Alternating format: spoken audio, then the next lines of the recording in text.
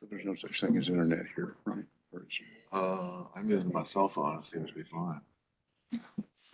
Yeah, I don't even try. it- Give it up. I mean, the last Gordon conference that I went to last August, it was the first time I've actually hauled along my laptop and used it. I just, I used to just have so many issues with connectivity. Yeah. The new laptop is a whole lot better.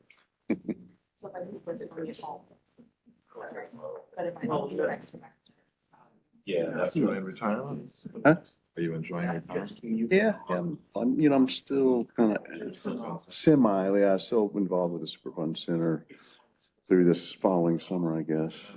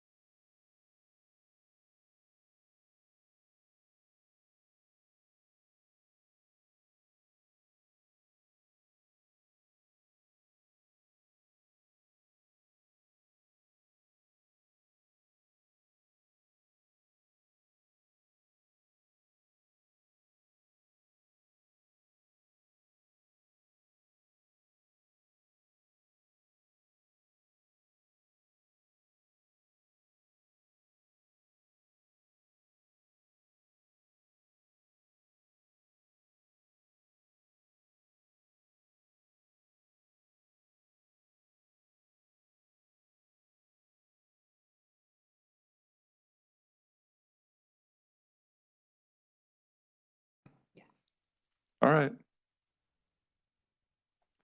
Well, welcome folks, and thanks for coming to the Science Advisory Board's December meeting. I wanted to start out by thanking Franny for her work with the department leadership on crafting the agenda for today. Thanks also to Dylan and Steve for IT support here in the room, and to Paula for the logistics of parking passes, lunch, et cetera. Thank you all for your contributions to the meeting today, and thanks everyone else for attending. Again, thanks to Dylan and Steve for the IT support. We're back in the Archdale building after taking a pause while they updated the IT AV equipment here. Just so you know, those of you on the board, the mics are always live. If you have a question, please use the microphone because it will assist us in capturing the recording and for anyone listening online to be heard. So mics are always live, but when you're ready to say something, pull the mic and please speak into that. All right, I have heard regrets from Drs. Anasia and Dr. Kimball. I'm aware that John can only stay till noon and that Tom needs to leave a little bit early. We are joined on the phone by Jamie DeWitt, calling to us from her new position as the Director of Environmental Health Sciences at Oregon State. Thanks for joining us online for as long as you can. And thank you very much. Yeah, great. Glad you can hear us. And with that, I'd move us to the first item on the agenda, which is to review and approve our agenda. That was sent by, welcome David. That was sent by Franny on November 30th and posted online a little bit earlier. You'll see that there's a few business items early on, but the majority of the agenda are updates and presentations. We will break for lunch at 11:30-ish, but we need to be back promptly at 12:30 to start because our speaker has Ralph, our speaker, has an obligation immediately after he addresses us. So break for lunch at 11:30-ish, back for sure to be ready to start at 12:30. Were there any questions, comments on the agenda as drafted?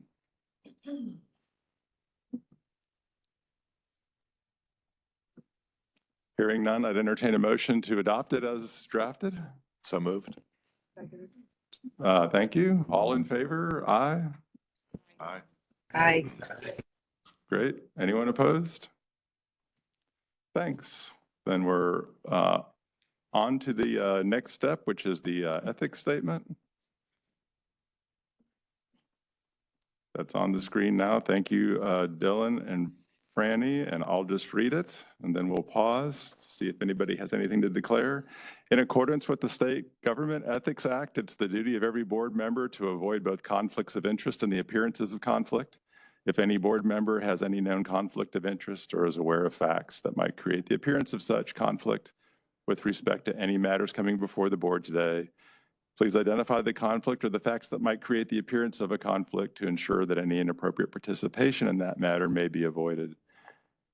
And then if at any time a new matter arises that raises a conflict during the meeting, please be sure to identify it at that time. So I'll pause and see if there's any declarations from the board regarding the conflicts of interest or the potential appearances of such. Hey, Tom, this is Jamie. I have information to share. Is that okay? Yes, go ahead. The floor is yours. I would just like to share that I received federal funding to study the toxicity of PFAS. Since moving to Oregon State, I no longer receive state funding from the taxpayers in the state to study PFAS. And I do serve as a plaintiff's expert witness in cases involving PFAS. Okay. Thank you. Very good. Thank you. We don't have any PFAS action items today. We do have PFAS updates, several associated with continuing progress on the state's strategy in that regard. Anyone else? All right. Well, the next item on our agenda is to review and approve the minutes from the October SAB meeting. Those were sent to me by all board members in draft on November 22nd. I did receive through Dr. Tilson some edits from Dr. Guidry on the DHHS portion of the minutes. Those have been incorporated, as you'll see here. I'm going to pause and give you a second to read it. The only edits were clarifying the title and putting DHHS's summary into DHHS's own words. This is Dr. Guidry gave us the presentation. This is Dr. Guidry rephrasing the summary that you had seen in draft. So I'll let you take a look at that, and then we'll see if anybody has any questions.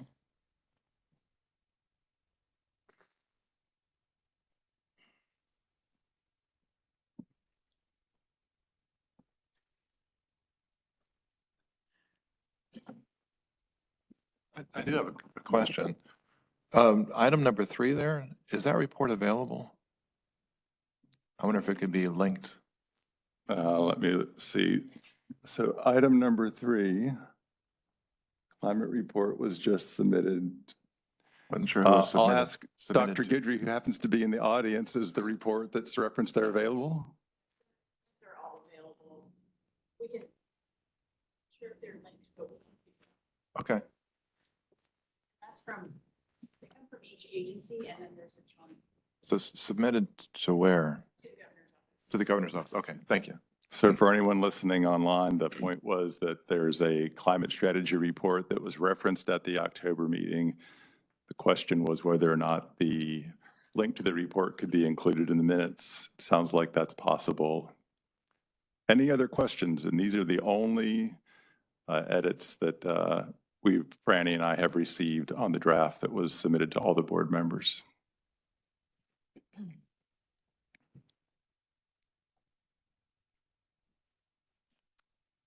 All right, well then hearing none, I'd entertain a motion to adopt the minutes as modified with the suggested language that you see in front of you from Dr. Guidry and adding a reference to the climate strategy report before they're posted online as final. So moved. Second. All right, we have a motion and a second to approve the minutes as amended. All in favor, say aye. Aye. Great. Anyone opposed? Very good. We'll make those few changes, and then Franny, I, or Paula will work to put those on the Science Advisory Board's website as a final to move on from the draft.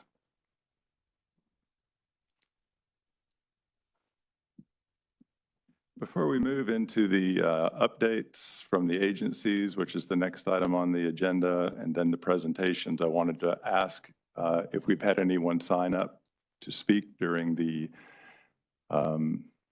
public forum phase, because if we have, we'll probably find out what they're speaking to, and maybe there'd be the chance to weave them into the appropriate topic rather than wait till the end. All right. No one available. That was a suggestion from John early on, which I think is a good one. It allows us to hear from people maybe at the same time as the topic rather than just at the end. All right, well, that moves us to agenda item 5, which is updates from the agencies that we serve and their leadership.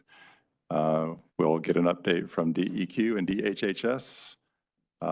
Should I call on Zach for DHHS first? Zach Moore, State Epidemiologist and Epidemiology Section Chief. Thanks for joining us, Zach. Thank you. Thanks for the opportunity to join you today. So I'm going to just give a couple of high-level updates, not directly tied to some of the environmental work, and Dr. Guidry's going to give a couple more specific updates, but just wanted to note a few things more broadly. First, this is a momentous week in public health and health for North Carolina as Medicaid was expanded on Friday, which will cover approximately 600 or, give the opportunity for coverage to approximately 600,000 North Carolinians who are currently uninsured.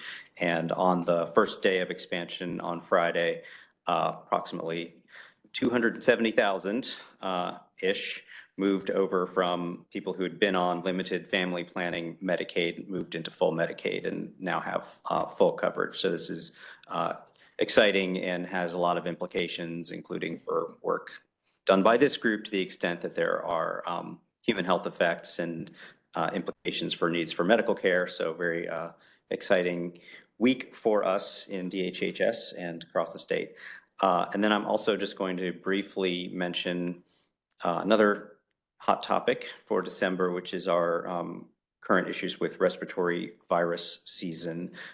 We are, of course, in respiratory virus season. We are right now over the past been seeing big increases in influenza and particularly RSV, respiratory syncytial virus infections.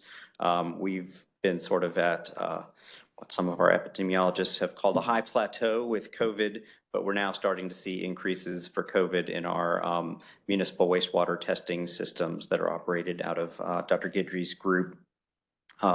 So we expect, and the models indicate, that we're going to be seeing an uptick overall in respiratory virus illness, including hospitalizations going into the holidays. And we generally, that's a nice sort of mixing time for all the viruses and expansions. So we're, continuing to encourage the same mitigation steps that we have been. Vaccines are available for COVID, the updated 2023 COVID vaccine, and influenza, the annual influenza vaccine. We now, for the first time this year, have RSV vaccines available for people over 60, and importantly for pregnant women to protect the infants. There's a new product specifically to protect infants, but unfortunately has been in short supply and is, for practical purposes, not really available for most people. So we're focusing on trying to encourage RSV vaccination during pregnancy to pass those antibodies and protect the infants who are at highest risk. And I will also just flag on the wastewater front, since that is, again, operated out of our occupational and environmental epidemiology branch. We've seen an increase over the past week. And there are new data, a new dashboard available from the CDC for those who are interested and haven't seen it yet. They have new metrics, new sort of summary metrics, and I think much more user-friendly information that's available not just for North Carolina, but for other states that are participating in wastewater surveillance. So I'm going to stop there and turn it over to Dr. Guidry for a few more focused updates. Any questions on the topics that I mentioned before I do? Yes. The CDC dashboard, is that available just through their homepage? Yeah, they have quite a bit new. They've been very busy, but the wastewater dashboard just launched last week, and you can pick, state-specific data. We already in North Carolina had an aggregate measure for activity across the state, but there was no such measure. It was just, wastewater treatment plant specific prior to this for CDC. So now they have sort of aggregate measures nationally and by state. Do you see within the state of North Carolina where there are hotspots, if you will? Yes, so we still have much more detailed information on our own website, which I think is probably the best place to look for, that more detailed information where you can see the trends in each of the facilities that are participating in our surveillance network. Thank you. Okay, thank you. Thank you, Zach. We appreciate it. Good morning, everyone. Yes, so just building on the question about if you Google the North Carolina Wastewater Monitoring Network, that's our program, and you'll see our dashboard there. And that really is the best data for North Carolina. The CDC data are very useful for national and kind of regional trends, but they're aggregated more. And so then you can see site-specific on our dashboard. Thank you.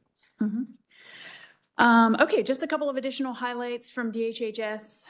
One, coming back to the climate change work, the climate strategy report.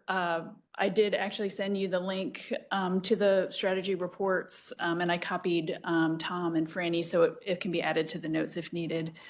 And those are submitted annually by all of the cabinet agencies. Our other climate change work, we recently completed an evaluate of our heat-related illness surveillance, and we'll be continuing to improve that based on the results of that evaluation. Also expanding our efforts to do heat health alerts, as we call them. We mostly focus in southeastern North Carolina right now, which is an area of greatest need, but we're trying to expand those alerts across the state, and that's a collaboration with a number of partners, academic, local health departments, emergency preparedness, and others. So that's ongoing. And then we're looking forward to engaging as needed on the work that DEQ is doing with the climate pollution reduction grant funding. And we will be meeting with them about that. On the environmental justice front, we just attended this past Thursday, the Environmental Justice Action Forum in Mebane, North Carolina, which was an event with federal, state, local, and community representation at it to talk about environmental justice issues in North Carolina, and specifically a site in Mebane that is an ongoing and complicated site that the local organizations there in Mebane are trying to get cleaned up. And so, but it was a very interesting forum with representation for both DHHS and DEQ there to talk across those levels about environmental justice work and this site specifically. And so we supported that last week. We are also continuing to support Executive Order 292. Hopefully you're aware of that. That just came out on October 24th from Governor Cooper, and that is specifically focused on environmental justice. And there's a couple of requirements in that executive order. One is for all of the cabinet agencies to develop environmental justice metrics. And so DHHS has started that process of developing those metrics. That's required within 120 days of the executive order that they're drafted. We will also be working on a joint mapping tool with DHHS, DEQ, and DOT and other agencies. You're likely aware that there are various mapping tools that have different purposes, and the executive order actually requires a statewide environmental justice mapping tool to be jointly developed. So we'll be working on that as well.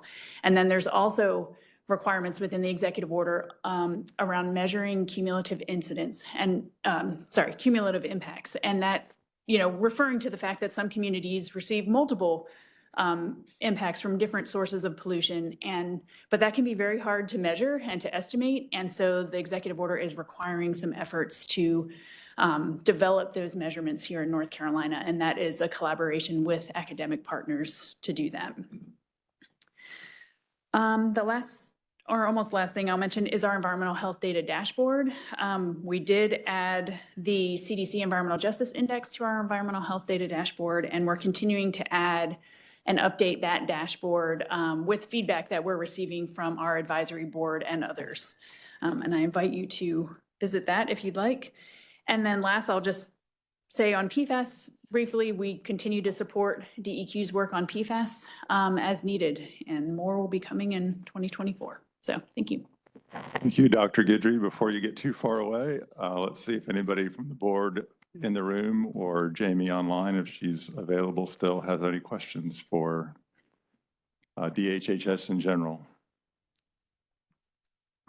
I feel like I always have questions. Sorry. On the EJ mapping school, there is an effort. There is EJ Screen, which was released about 2 years ago. So what would the state do that's different than that? Because that gets really down to a lot of detail with lots of different information. Yeah, that's a good question. So the CDC Environmental Justice Index incorporates health outcomes more so than EJ Screen does. EJ Screen is a great tool to look at data on environmental exposures and demographic data and look for communities that may be most, heavily impacted. The CDC Environmental Justice Index also incorporates that health piece, which is one of the reasons that, we at DHHS are using that Environmental Justice Index. And then what happens at the state level is just basically, there's more granular data. So we continue to develop our own tools, and we can, we have those direct connections with impacted communities and organizations. And so we can kind of tailor our tools a little bit more than the national tools can. So they just kind of serve a complementary purpose, I would say. However, I think there's some room for combining efforts there. And that's what the executive order is requiring. So does the monitoring data like the PFAS and fish and then drinking water, is that in the EJ Screen or in the CDC, or will that be in the state? Because you have more information here than I'm aware of Right. anywhere else. Right. There's only certain data sets that are required to be reported to the federal level. And so, yes, there's the potential for that. I think it just depends on, our own data and what we can, add as layers to mapping tools and things like that. But there is that potential to have more data here in the state that, isn't required to be reported to the federal level. It just would seem that data in particular, Mhm. that's very recent, would be very appropriate to consider adding. Because I think that, the state has so much information about PFAS exposures now in drinking water systems. And I mentioned this the last couple of meetings. I think that needs to get out. And it seems to me this is an opportunity to do that. So, Yeah, okay. potentially. so. Thank you.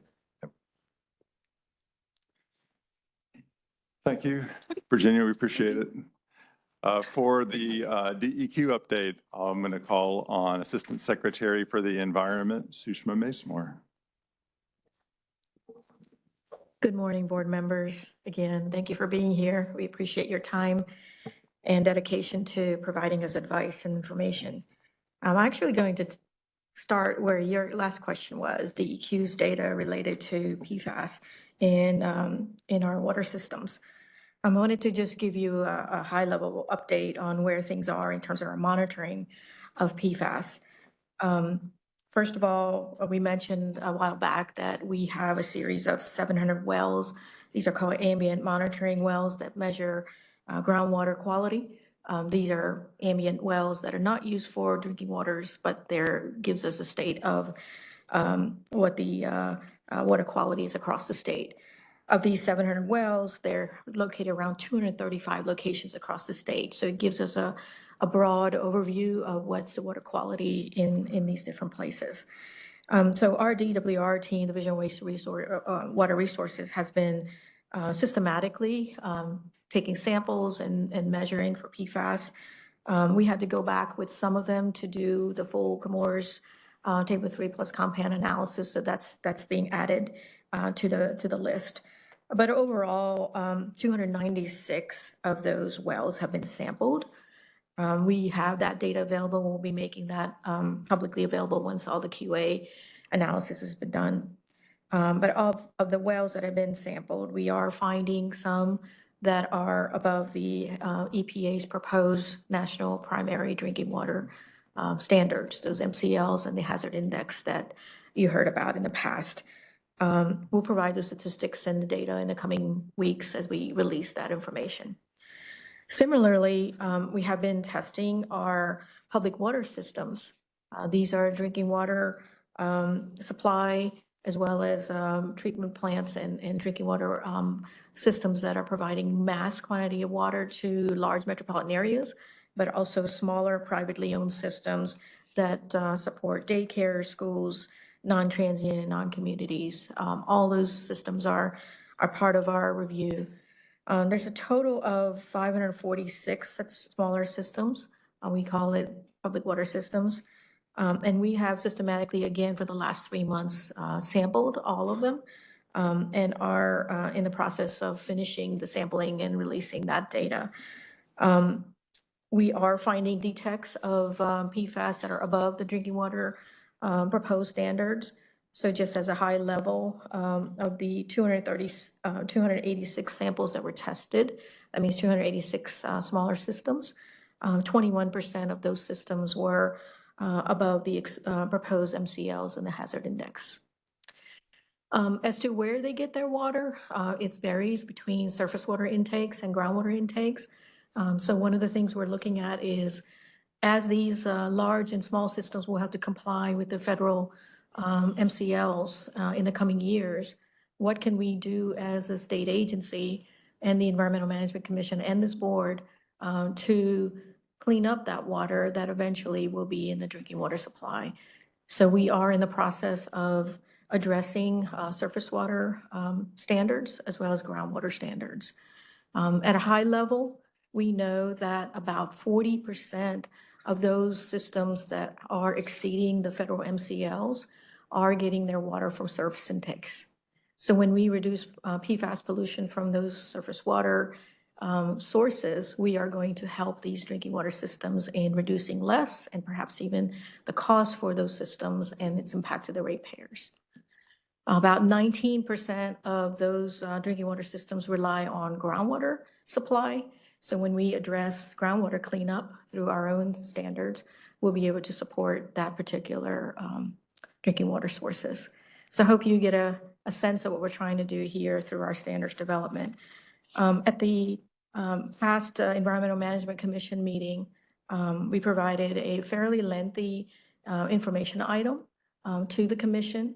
It was really well received. It was an educational and informative item where we talk through the connection between the water supply and water resources and how the presence of PFAS across the state affects some of our most vulnerable resources, whether it's used for fish consumption, or whether it's used for drinking water, or whether it's used for recreation.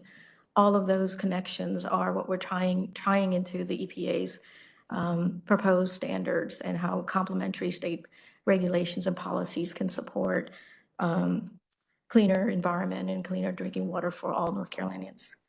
And so stay tuned for that. Some of that you will hear from Franny today, and in the coming months we'll be coming to you on what the environmental benefits, the fiscal impacts of such regulations will be on our state. That'll be closely looked at by our Environmental Management Commission.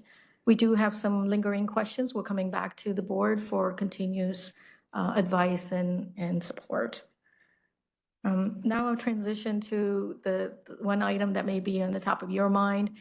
You all received some questions related to the import of waste material, particularly wastewater, from Netherlands to the Chemours facility in Fayetteville Works over here in North Carolina. So I'm going to just synthesize what we know. Traditionally, such requests for imports of waste material are handled by EPA. It's a ministerial process, they call it, and it happens between the country of Netherlands and the United States. And through those review processes, the EPA evaluates whether such material is hazardous waste or not. And they do thousands of such analysis and evaluations and make decisions.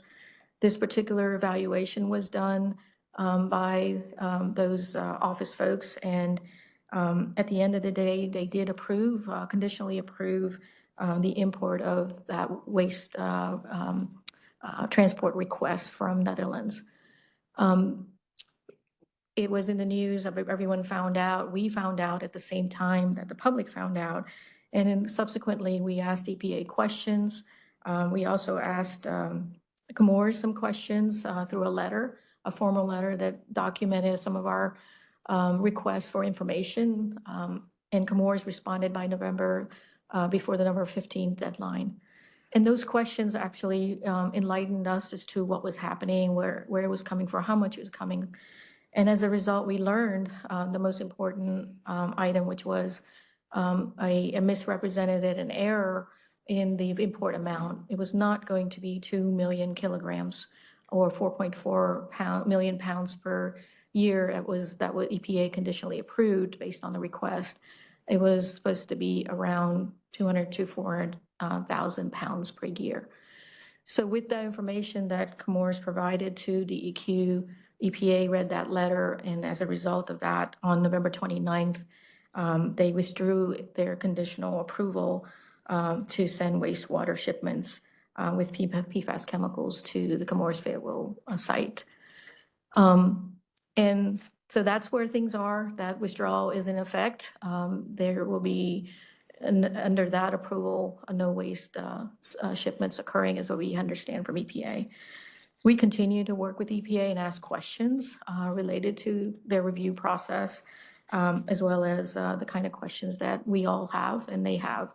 So there will be certainly more rigor and more in-depth analysis in the coming years if such a request is made. We are also working with Chemours and asking these questions related to the waste. One thing I do want to say is that the waste material, according to Chemours in their response, some of it has been used as recycled material, as a reuse in their polymer processing area. They call it the PPA process, and none of that water is discharged or released to the environment. All of that water, under a different consent order many years ago, has been required to be handled off-site, out of state. So there's a long story. I just wanted to let the board know that it was handled by the EPA in this manner. And then finally, I'll give you an update of what's in many people's minds, and that is this significant amount of work that's happening related to the quality of residents' wells associated with the Chemours contamination. So at a high level, I'll let you know that under the consent order, near site assessment, which is a step-out plan that we've been executing for about 5 years, continues today. We are about 27 miles out. We're continuing to require Chemours to test for residents' wells for the presence of PFAS above the consent order. Thus far, 7,365 homes qualify for water treatment systems under the consent order. And we are, like I said, continuing to ask questions regarding those step-out areas. We are in multiple counties near the site. And then we also mentioned to you all about a year and a half ago, we started asking questions on the lower Cape Fear counties, the 4 counties of New Hanover, Brunswick, Pender, and Columbus counties, where the presence of Chemours signature compound was detected. That work continues. At a high level, I don't even know where to start, but really those 4 counties are continuing to get tested. Thus far, 1,481 properties or homes are above the consent order criteria, and they are being addressed through filtration and other options that are available to them. Additionally, the news I do want to share with you that you will probably hear in the news, and there will be a press release coming out this week, is that our team of staff across the divisions are asking many questions related to where could the contamination be, and are the availability of testing options open to all eligible land masses. And so that review revealed that certain areas, such as floodplain areas, because the Southeast gets so much heavy precipitation from hurricanes and rain events, the floodplain areas carries pollution across many areas, including tributaries and vast amount of area. And so when we reviewed that, we realized that there are many homeowners, parcels of land, potential homeowners that could be eligible.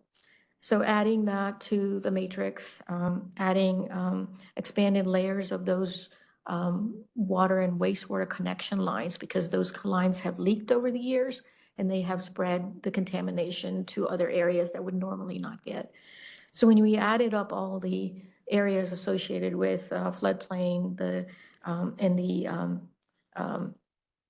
the connection lines, and then there's also biosolids applications that occurred over the many years. And so we've added parcels of land based on the history of those applications. So at the end of the day, we're looking at about additional 14,000 properties or parcels that will be deemed eligible for testing.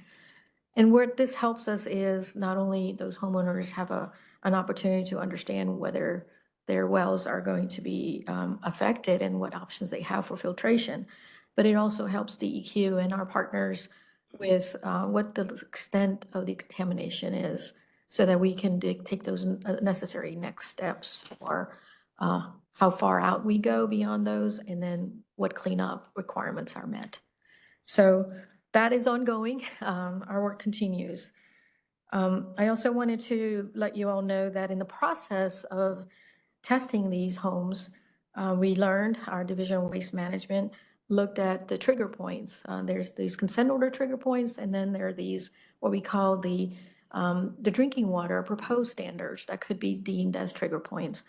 So some homeowners, we're looking at perhaps in a couple hundreds of those tested, are seeing PFOA and PFAS above the proposed MCLs or hazard index. And so we've tapped into our existing resources. There's the Bernard Allen Fund that the legislature has established, and they're giving us additional funds. So we're tapping into that fund to assist these non-Chemours related affected homeowners with filtration options. And Director Scott and his team are executing a pilot process where homeowners, if they are eligible, can apply for filtration systems and testing request. And so thus far, 11 filtration systems have been installed for these non-Chemours related affected homeowners, and then 22 requests are in play right now. So that's related to that area. I wanted to also let you know that we have looked into the effects of PFAS contamination from the Sampson County landfill. We require the landfill through all landfills across the state to monitor for PFAS. And the data received required us to ask more further questions to the company. And as a result of that, we started testing private wells outside of the landfill. Director Scott's team has been doing that systematic review. And some of those homeowners have been put on bottled water, and we will continue to look at filtration options. We do not yet know the responsible party, but we do know that there are activities associated with release of PFAS in that area that requires our department to have a close look. With DHHS, we held a community meeting about 2 weeks ago, maybe 3 weeks ago in Sampson County, and we'll be there back again to share what we know and as we continue to address that area. And then finally, I'll just say, but this is an important area, but it continues to be an evolving area. And we're working with many partners across the state, including the North Carolina Collaboratory. We're working out a few projects and continue to work with their experts and scientists on how the department can leverage the resources available and expertise to address this large area of attention that we need to make. I'll stop there for any questions, and then I'll wrap up on climate pollution. Thank you, Assistant Secretary. Are there any questions on the update so far, realizing that the next agenda item will be Franny giving us an update on the regulatory path forward. And then the last presentation will probably also be by Franny on the Chemours consent decree. But any questions for the Assistant Secretary on what she's covered so far? All right, so I'm going to transition to climate pollution reduction grant. This is an EPA grant under, I believe it's the bipartisan infrastructure law. making sure it's right. It's the IRA, sorry. It is under the IRA. There's so many federal programs. Under the IRA, each state received funding to establish a climate pollution reduction program. North Carolina has been ahead of many states. Part of that requirements, it means what is the greenhouse gas emissions look like across the state, building an inventory, understanding sources of GHG pollutions, and also ways of mitigating those emissions. We already have an inventory. We're updating that under the grant program. We're working across the different state agencies as well as local governments and other partners to create what they call a priority climate actions program. And that PCAP is what it requires, EPA requires us to submit early part of next year, is currently in works. DEQ is the lead agency. And part of that action plan requires us to talk with the community and stakeholders where they see the greatest benefit in reducing climate pollution. So what are the kind of specific mitigation strategies are most useful? How are those communities, particularly in disadvantaged communities, affected by greenhouse gas emissions, but also associated air pollution and other what we call co-benefits associated with GHG reductions? So we had community meetings in the last 2 weeks, one in Fayetteville and one this week. We're having a webinar, virtual meeting tomorrow evening at 6:30 to get those inputs. Additionally, what will happen is, based on all these ideas that we put in our PCAP, we will be eligible for applying for a larger fund. It's in the tune of several $1 billion at the national level that will be available for competitive funding that the state of North Carolina can then apply for to receive funds to actually implement those projects. So we have a team that's looking at transportation. We have a team that's looking at energy reduction from homes and commercial buildings and industries. We have a team that's looking at natural and working lands and carbon sequestration and resilience benefits. And we have a variety of teams that are looking at other sectors of greenhouse gas emissions. So I just want to let you know, we'll continue to give you an update. There's a website that provides additional information. But I wanted to close with a few statistics. I know you guys are numbers people. This is an area that I personally have spent many decades on. And people ask the question, we as a state, how could we make any kind of meaningful difference in a pollution level that is so global? If you just look at the emissions of North Carolina today, the gross emissions or net emissions, when you subtract out the sequestered carbon, are ranked in the top 12 in the nation. If you take our total and compare it with other nations in the world, we would be equivalent to the country of Denmark or Austria or some third world countries, but even many European countries. So what we do in North Carolina does matter when you look at a global scale.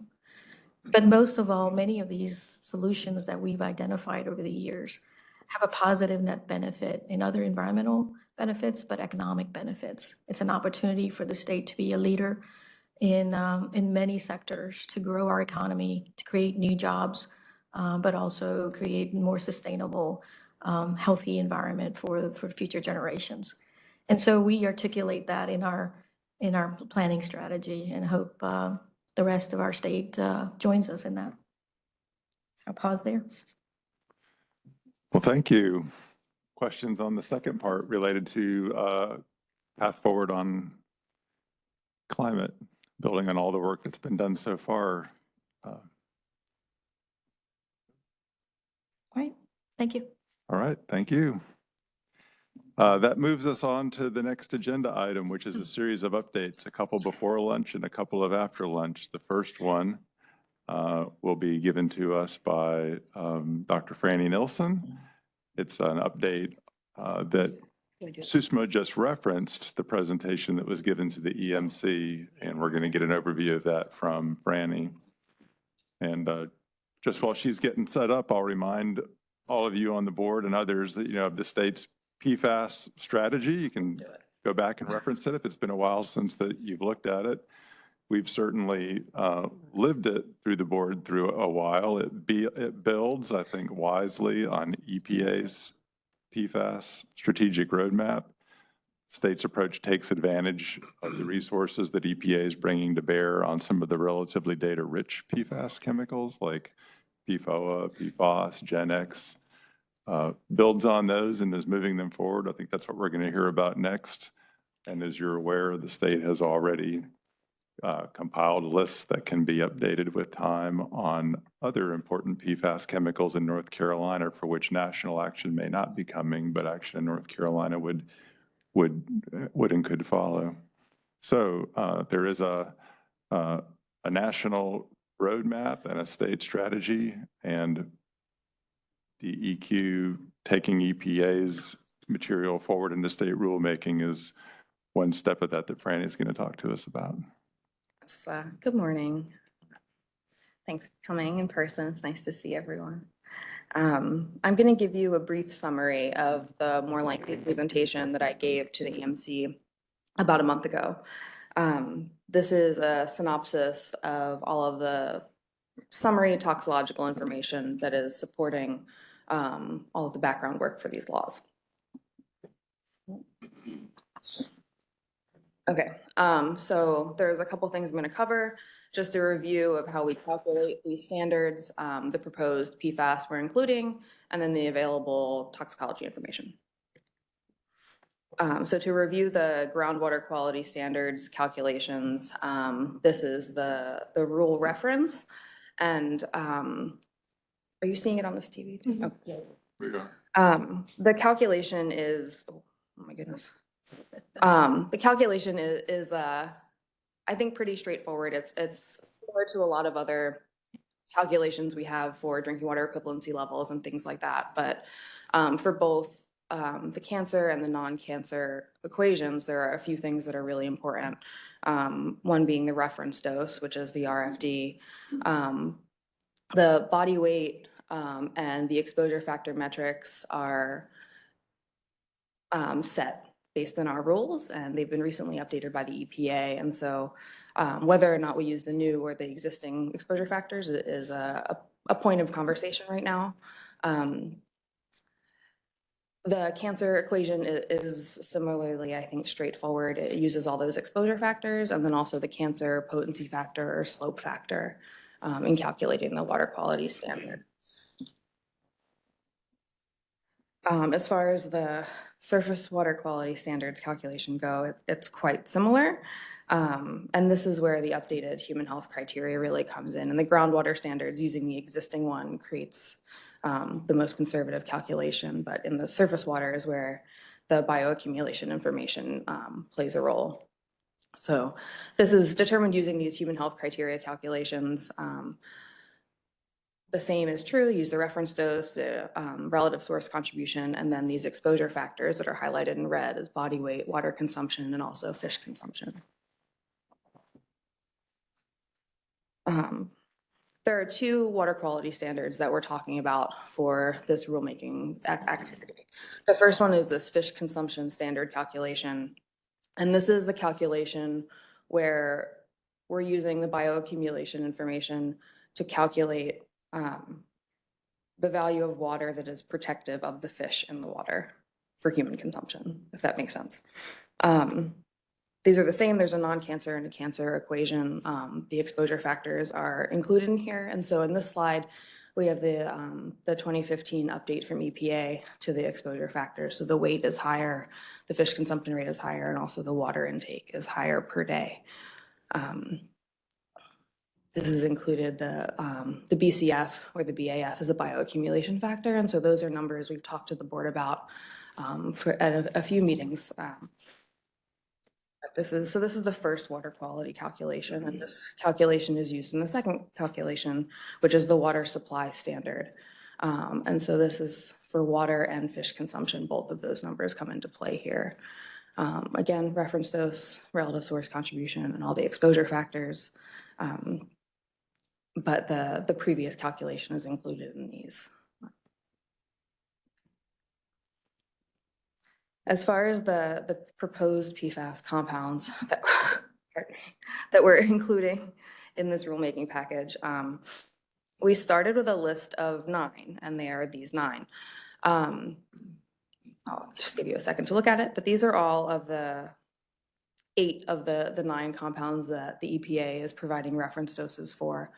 The last compound, PFPRA, is one we included based on its occurrence in North Carolina and the information that CFPUA shared a few months ago.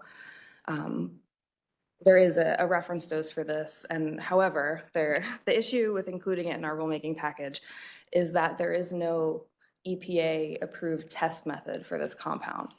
And so without an approved test method, we can't require testing. And so this will be examined in the future as either the EPA develops more test methods or the test methods they're approving are being expanded. This particular compound is very difficult to detect accurately in anything other than water. And so including it in this rulemaking process, it's not appropriate right now, but we're definitely keeping it on the list for the future. Why these 8 compounds? I've said some of this already. All of these compounds have, a significant literature base, and the health effects have been established by the EPA. All of the literature bases for these compounds have been evaluated by a federal agency, most of them through the EPA and some through the CDC and the Agency for Toxic Substance and Disease Registry. All of these compounds have the health effects data to support either a reference dose and or a cancer slope factor development. They've all been detected in North Carolina's environmental media. And finally, there is a test method that is being released by the EPA for these compounds. And so there is a official way to test for these compounds when they are included in our rules. I'm going to go through a very brief summary of the toxicological values. And when this presentation is made available to you, there are slides at the end that kind of summarize the health effects and the reference dose and all of that. But oh my God. Sorry, I'm struggling right now. Okay. Okay.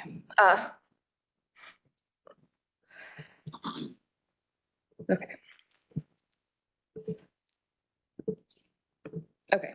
The toxicological values for standards calculations are these 3. The reference dose and the cancer slope factor, as well as the bioaccumulation factor. Thank you. The reference dose, I'm sorry. The reference dose is an estimate of the daily exposure of human populations. I'm sorry. Oh, man. I was just trying to get the water on the computer. Okay. Thank you.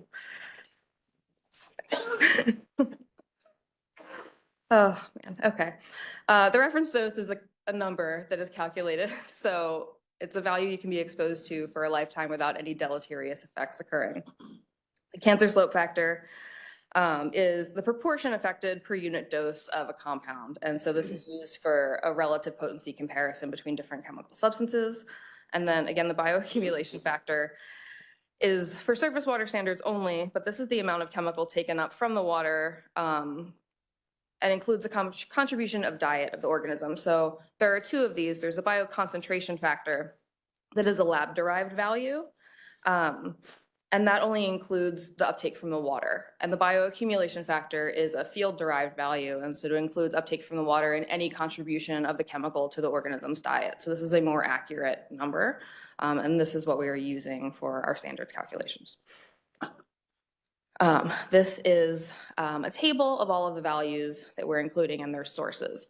The PFAS that are being included in our rulemaking, the reference doses and cancer slope factors, if available, the sources, and then the bioaccumulation factors are on the right column. And these are the first numbers that I'm going to talk about. So you'll see here that the source at the top is the Burkhardt critical review that was produced by the EPA in 2021. This critical review was produced as an extensive review of all of the bioaccumulation literature to be compiled and assessed for quality to assist states with rulemaking so they didn't have to do these reviews themselves. When we talked to the board previously about the bioaccumulation factors from our Cape Fear River data and the EPA's aquatic life data, we hadn't included this Burkhardt paper. because we hadn't anticipated or decided what PFAS would be considered in our rulemaking above PFOS and PFOA. So when I compare the Burkhardt values from 2021 to both of the values that the board has reviewed before, you can see that these values are very similar. It's the magnitude of the values that really influences the equations. And so while they are different on a number line, they are relatively similar in terms of their magnitude and their impact on the calculations. The reason that we're choosing to use these Burkhardt critical review numbers is mostly for this reason, in that this is the most robust bioaccumulation factor data set that exists right now. And it's truly a wonderful situation to be in, to have 3 different data sets to choose from when we're doing rulemaking. This availability of data is unusual, and it speaks to the need for regulation and the importance of these compounds and understanding them. But you can see on the left-hand side are the 9 compounds we considered, including PFPRA at the bottom. But the Burkhardt paper provides a bioaccumulation factor for 8 of those 9, with the exclusion of PFPRA, and that's because that is very difficult to detect accurately in solid matrices, so it can't be calculated based on a tissue measurement currently. So this is why we're using these values, and the similarity to their PFOS and PFOA numbers from the other 2 references provide a lot of confidence in this paper.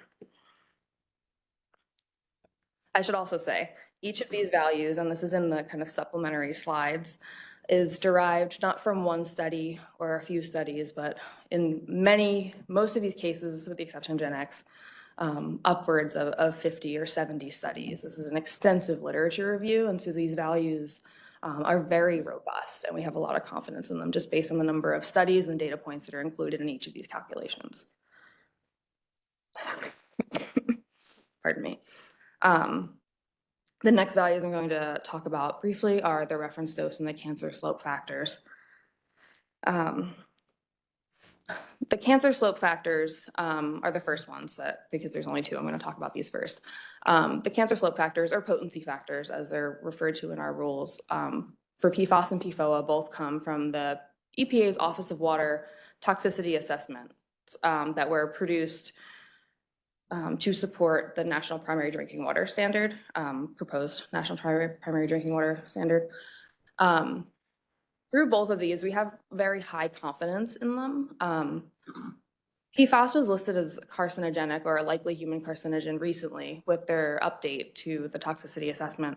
And the cancer slope factor denotes carcinogenicity to a lower degree than for PFOA. And so PFOA has been listed as a carcinogenic compound from previous EPA assessments, and there are many studies that report these carcinogenic observations. Both of these toxicity assessments have extensive literature reviews and extensive analysis of all of their included values. And so when they re-reviewed the PFOS data, they included the carcinogenic critical effect in 2023. For the reference doses, there are a couple different sources. For 4 of the 6 compounds that are being included in the National Primary Drinking Water Regulation, they come from the same assessments, so the Office of Water Toxicity Assessments. That's PFOS, PFOA, GenX, and PFBS. 2 of the 2 PFAS we're including in our rulemaking that are not included in the Primary Drinking Water Standard are PFBA and PFHXA, and these are from EPA's Integrated Risk Information System, or the IRIS program assessments. This is the most rigorous review process the EPA has. These are incredibly thorough reviews, and these are referenced by programs all over the country for their reference doses and their reference concentrations. These are what we reference most often. The third are 2 compounds that the review came from the CDC's Agency for Toxic Substance and Disease Registry. And these are being included in the EPA's National Primary Drinking Water Regulations, PFNA and PFHXS. These have been vetted by 2 different federal agencies, and they're being used in this drinking water proposal. So we have a lot of confidence in this review on these values. I think all 3 of these sources are really robust sources, but that kind of comes to the question that I have for the board. There are 3 different kinds of assessments, and we really need to understand the difference in rigor and quality between the IRIS program and these other EPA program assessments.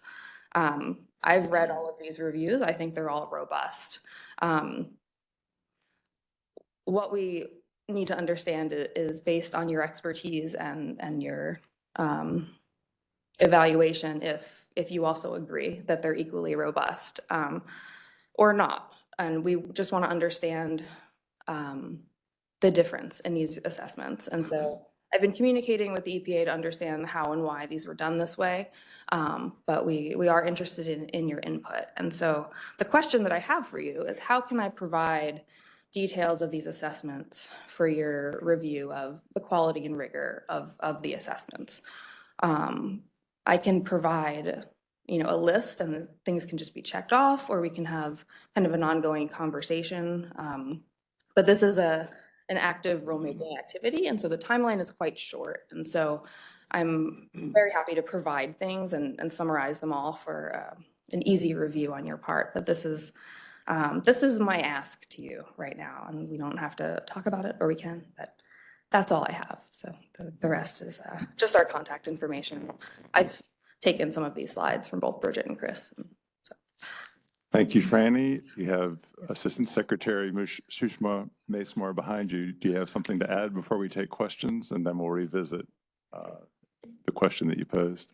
Yeah, thank you, Franny. I just wanted to make a note that Franny's recovering from a pretty bad cold and had some issues with upper respiratory Thanks illness. for powering through. It wasn't noticeable at all. But really, I wanted to just iterate the purpose of this request. Our rules are our rules. They contain some criteria and some requirements of what type of data are used to establish a cancer flow factor and a reference dose. And in our surface water rules, the IRIS assessment, IRIS process is cited as one of the key review process that is deemed credible and useful. But we know now that through different programs, EPA as an agency is going through different programs in order to do these health assessments. And so, perhaps our rules haven't caught up with the modern approach that the agency is following. The science is what we're asking, are the results that EPA has produced under its Office of Water, that program, and then perhaps the other programs that you saw that Franny mentioned, are they as, in your opinion, your expert opinion, just as scientifically defensible in our use of those reference doses and cancer flow factor relative to perhaps, let's say, a comparison to IRIS? So one way to do that is a high-level review on whether they follow some consistent protocols, test methodologies, or assessment process. Another is the list of criteria that are used between different studies. Perhaps there's a common process that the EPA has been using, and we're trying to get that out. But we need your independent review to sort of guide us so that if we are asked by the Environmental Management Commission or through the public comment process, that we have that covered and that analysis in our hands to be able to use. Is it the difference in rigor in terms of choosing one or the other, or it looked like you'd already selected one of each? Is it just whether or not each is rigorous enough to use in rulemaking? I guess I'm hung up on the word there a little bit. If you could go back to the question that you posed about difference. Because if the question was, are they suitable foundation for rulemaking? That's a question. How are they different? And which one should we use if we're given an option of A, B, or C would be a different one? So yes, but I guess the reason that there are these 3 different kinds of assessments is because they're not all available from the same source. So there's only 2 that have an IRIS assessment, and 4 that are from the Office of Water, and 2 that are from ATSDR. And there's no overlap with respect to That's- specific chemicals, is that correct? There's No, only one so- of these agencies that assessed each of those? The ATSDR report includes also PSOA, and I think an additional one, maybe it's PFBA. But the EPA also provides those reports. Yeah, there'll be overlap for For- PFOA and PFOS at this point. Okay. But ATSDR typically comes up with something they call a minimum risk level. Yes. EPA comes up with a reference dose or potency factor. And IRIS, there are reports, the executive summary sort of lays out a checklist, a very essential element that goes into the calculation. ATSDR has an appendix in most of their reports that does the same thing, an executive summary and a risk assessment checklist. Yes. So you could lay them down side by side, and there may be some differences in some of the risk parameters like body weight or intake, Yeah. ingestion rates, whatever, and see if, and uncertainty factors for various deficiencies in the databases, and see how they stack up one right next to another. If you could come up with a common checklist for the few that there are replicates of. And I would recommend doing that. That's a great idea. I mean, if all we had was one agency looking at each of the chemicals, but no overlap, it's really hard to figure out whether or not they would be equivalent if you put them all through the same exercises. Yeah, that's a great idea, to use the ones that have overlap for comparison. Yeah. Another component of that could be, each of these big synoptic reviews at some point has to put kind of a lock on the data. So which one, what's the date of the most current database? The Yeah. date of the document is helpful, but the date at which they said no more studies coming in because we have to make sense of the data that we have could be another one that might not be included in that table. Yeah, For that's a critical values. factor. The cutoff date for information and those assessments could be quite different also. Especially for compounds like these for which the science is nearly exponential. Yeah, you had mentioned a time frame. What's the time frame that you have to have answers for that? I'm going to let the Assistant Secretary answer. I would say, well, we did find out that the promulgation of the drinking water standards is probably not going to be December and sometimes early next year.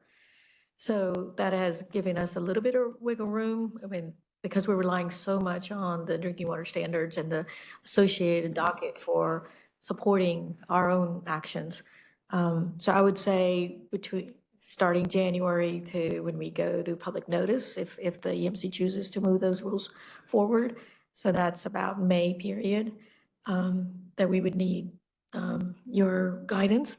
And the main question is, I'm not an expert like you all, but the EMC will ask, well, we say IRIS is an acceptable resource for us to rely on for a reference dose or potency factor. We don't know much about how EPA developed under the Office of Water Toxicity Assessment. So help us understand the methodologies or the rigor or the scientific basis, the quality of those results are on par or similar to IRIS. I think that's what we're trying to get at here. Is the suggestion that Dr. Starr posed a good place to start with that, of looking at the SOPs for each document and then just having a 3-column table of where are they the same and where are they different? And then that might be able to make it a more pointed consultation with the board. That's a little bit of homework that could be done. Yeah, and we're willing to support that. And that sounds like a good idea for those chemicals that have been looked at by multiple groups. But those chemicals that are just done by one agency, I think we have to look at the procedural part. And are methodological? Is that a systematic review? Did they skip anything that you'd think would be important? At the end of the day, we think EPA is basically spreading the work to different parts of their agency that this gets done. Well, that table, if there's gaps in it, There's going to be a lot of gaps for one.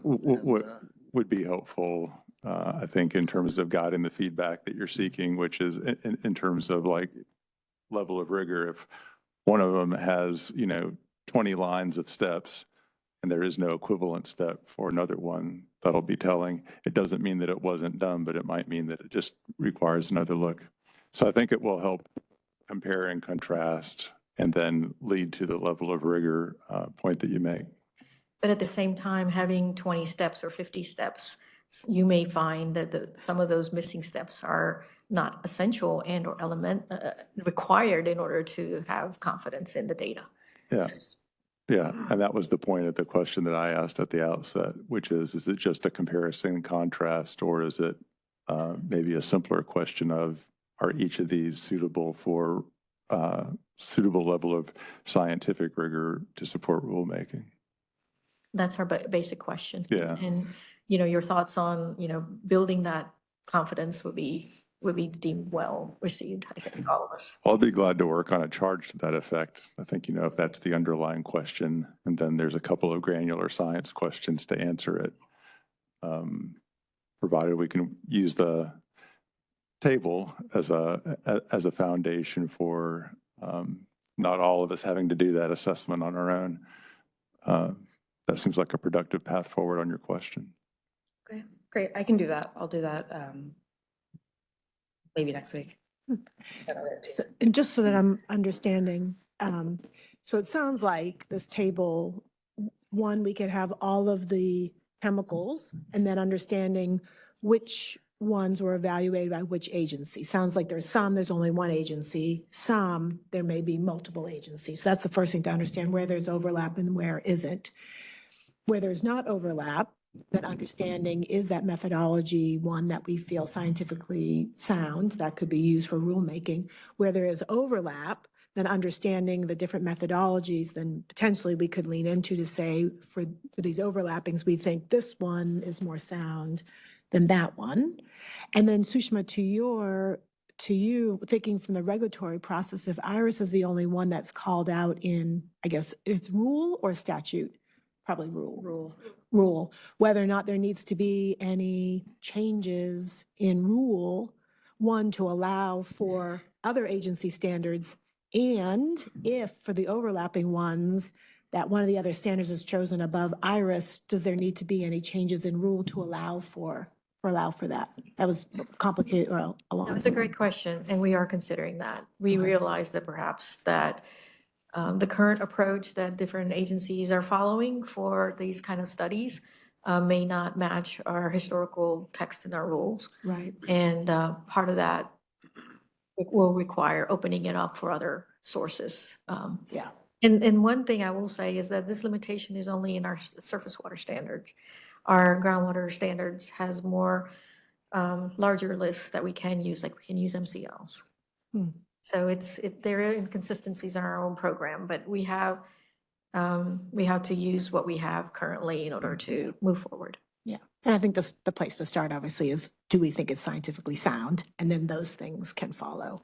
Yeah, Exactly. I gather that is the underlying question. And I think the table Tom's describing is, regardless of chemical, each of these groups has an SOP for how they do things. And you can just look and see, well, how consistent did everybody in fact do the same level of canvassing to get the literature? That was their QA/QC steps for including studies or not. And then, if they had more than one study to choose, did they take geometric mean, lowest value, things like that can be done as a read across, regardless of chemical, to, I think, inform your practical application of that.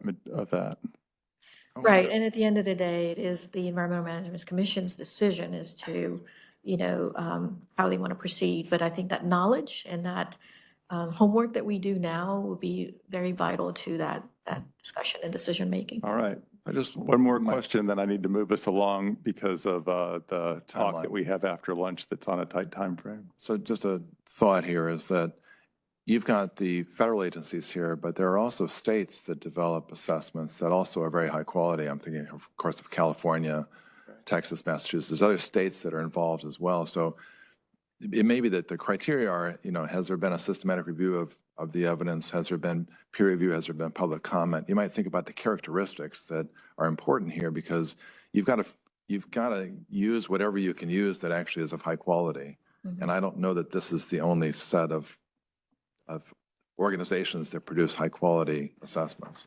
There's also Canada, for example. Correct. So EU? EU, you know, And I will say, we hear you, and that's,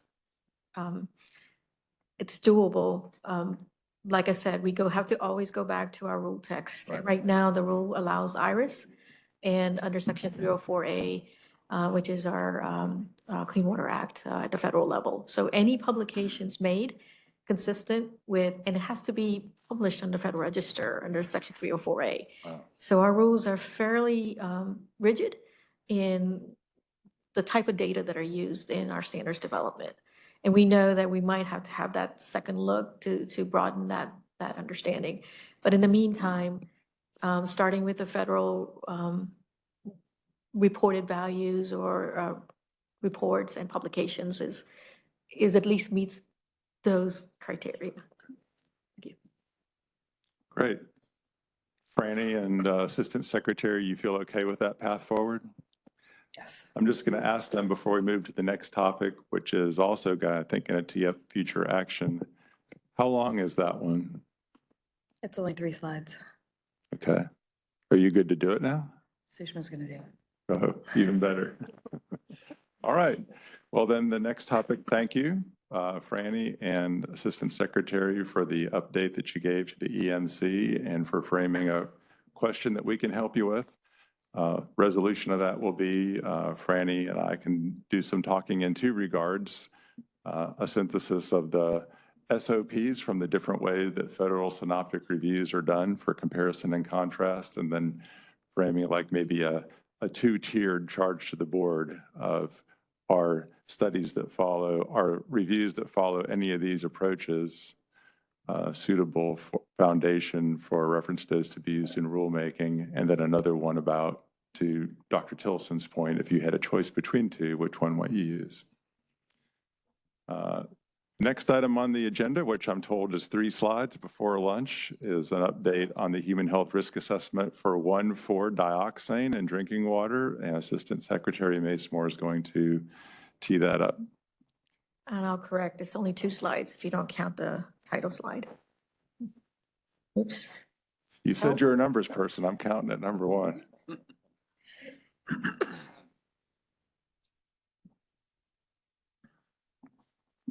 Can somebody help?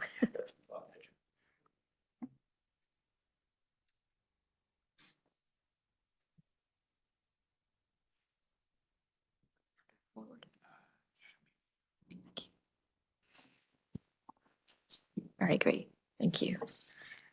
So again, this is about a request to the board. Background-wise, in this last legislative session, under the Regulatory Reform Act of 2023, this is famously called the House Bill 600. It's now law as 2023-137. This particular legislation was vetoed by the governor, but it became final after overriding that veto.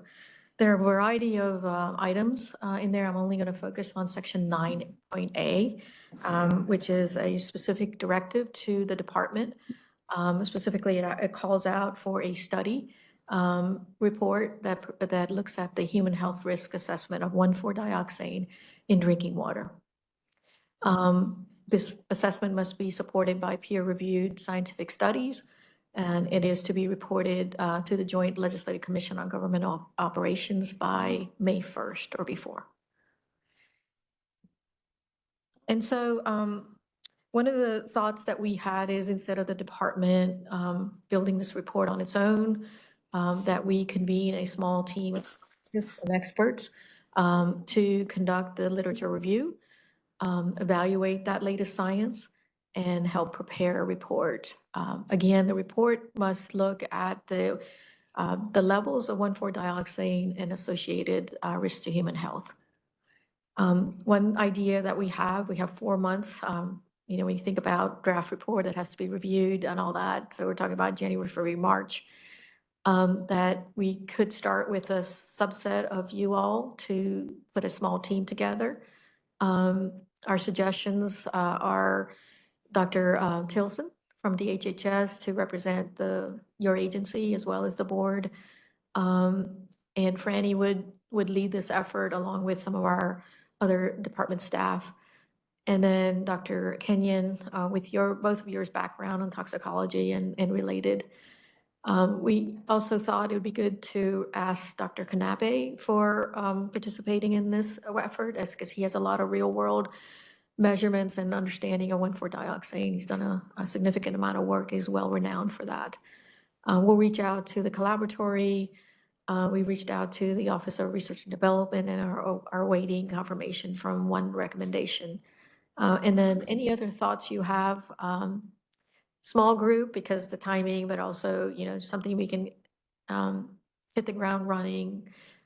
What EPA has done and the basis of our own rulemaking and our permitting actions are a good starting point, but I'm sure there's more literature and more updated information that could be integrated into this work. Again, it'll be between January and April. We're looking at possibly in the beginning bi-weekly calls, and then perhaps more often as we get closer. The type of work, literature review, discussions, really the synthesis of findings. We have some ideas of the type of questions that have surfaced from the regulatory actions, and we would convey some of that so that you all can prepare appropriate responses based on science. And then drafting a report and getting through appropriate reviews internally and externally would be our request. That's it. Great. Just a couple of questions. When they ask for the regulatory language, I think you said was human health risk assessment, and directed DEQ to lead it. Does DEQ have that as a working type document already with another compound that can be used as a template? Because it's not a term, I guess, that I've heard before. In general, I've heard it with lowercase, but it sounds like a fairly specific thing. Or do you interpret it to be a more generic need for a human health risk assessment and there's not a template to follow? There's not a recent template to follow, and I in my association with department, I don't think we've done this. It could be deemed as a replicate of what EPA has done, but the ask by the General Assembly is for us as a state to do our own independent evaluation. And so it could be, a fresh look. Some of the questions that arise in is the fundamental use of the dose response data and the science of it, has it been applied adequately and appropriately? So those are the kind of things we would hit on in this assessment. So this group would first need to establish, what the framework of the document's going to be, as opposed to it falling into something that's been specified by rule or template already. Correct. It is a new product.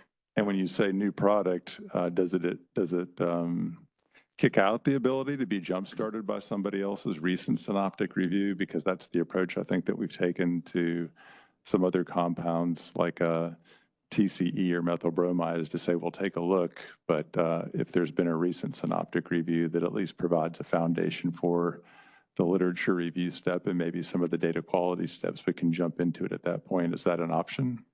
I would think so. And I think as a group, you all are in the best position to recommend a starting point. And then last question before I let other people ask questions, what's the staff level of support for this? Because if my name was on there as a suggested participant, I would say I'm all about it.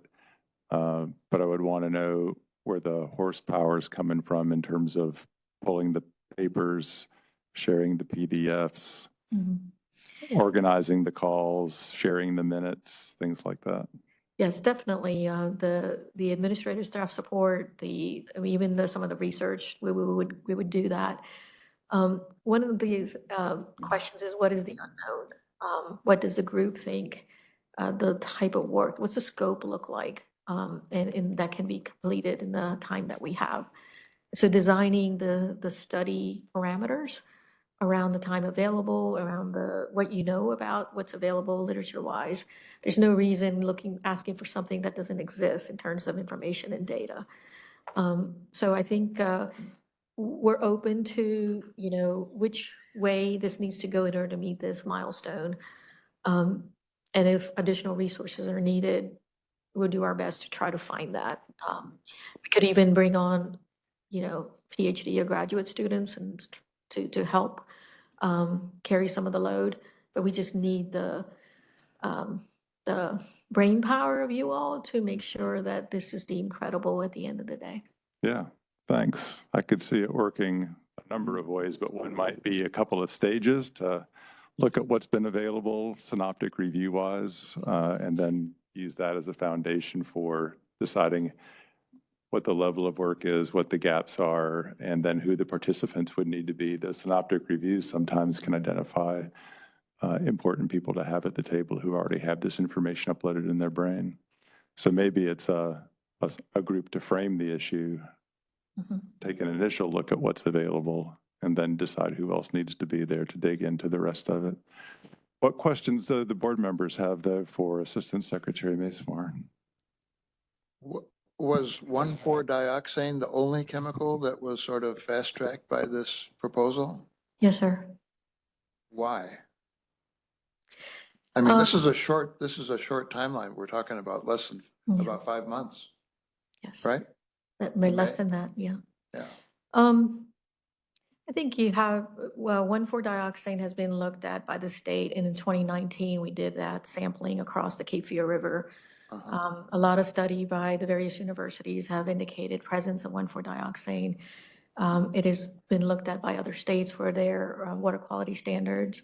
EPA has released, it's a likely human carcinogen, and there's recent evaluations, and you all are familiar with all that. We use that information in a action related to a discharge permit. And the impact of such a level brought a lot of concerns over the site's ability to actually achieve that. The EMC ultimately ended up having an agreement to resolve that through a phased approach towards reduction of those 1,4-dioxane levels. So long story short, we went from that to then we did rulemaking for 1,4-dioxane to set a numerical standard. And that rulemaking was objected last year, and it is still in that objection stage. And it has brought a lot of reviews across regulatory entities as well as the legislature. And so there's a concern over the ability to actually meet a standard and the cost and the technical feasibility of that. And that's being addressed through a different part of the legislation. Section 9B requires us and the collaboratory to look at the technical feasibility and the cost of actually complying with a standard that may be based on this type of assessment. I hope that helps. For Gen X and hexavalent chromium, when the board was involved in deriving numbers from there for those chemicals, one of the first things that we established was what process we would follow for doing that. And in the case of hexavalent chromium, it was to follow, EPA's risk assessment guidance and then adopt that by reference and then go through those processes. So that's, it sounds like a similar type of work product, but with the benefit of a group approach up front that includes the state. Since there's not a template to follow. Other questions? John? The timeline here is really infeasible unless you build off of what's already been done. For example, the IRIS program assessment was done in 2010. So if you started with that and then built on that, any new studies that were done, I think you're asking a lot of this team of people to do this in this timeframe. It's almost impossible unless you build on what's already been done and get commitments to do it with timelines and expectations. Even the chromium work we did took months for us to do that, and that was very focused. And here you're talking about an assessment. I looked at the IRIS assessment here, and again, just to be open about it, it was in my division. My staff worked on that at the time, and I was one of the reviewers of it.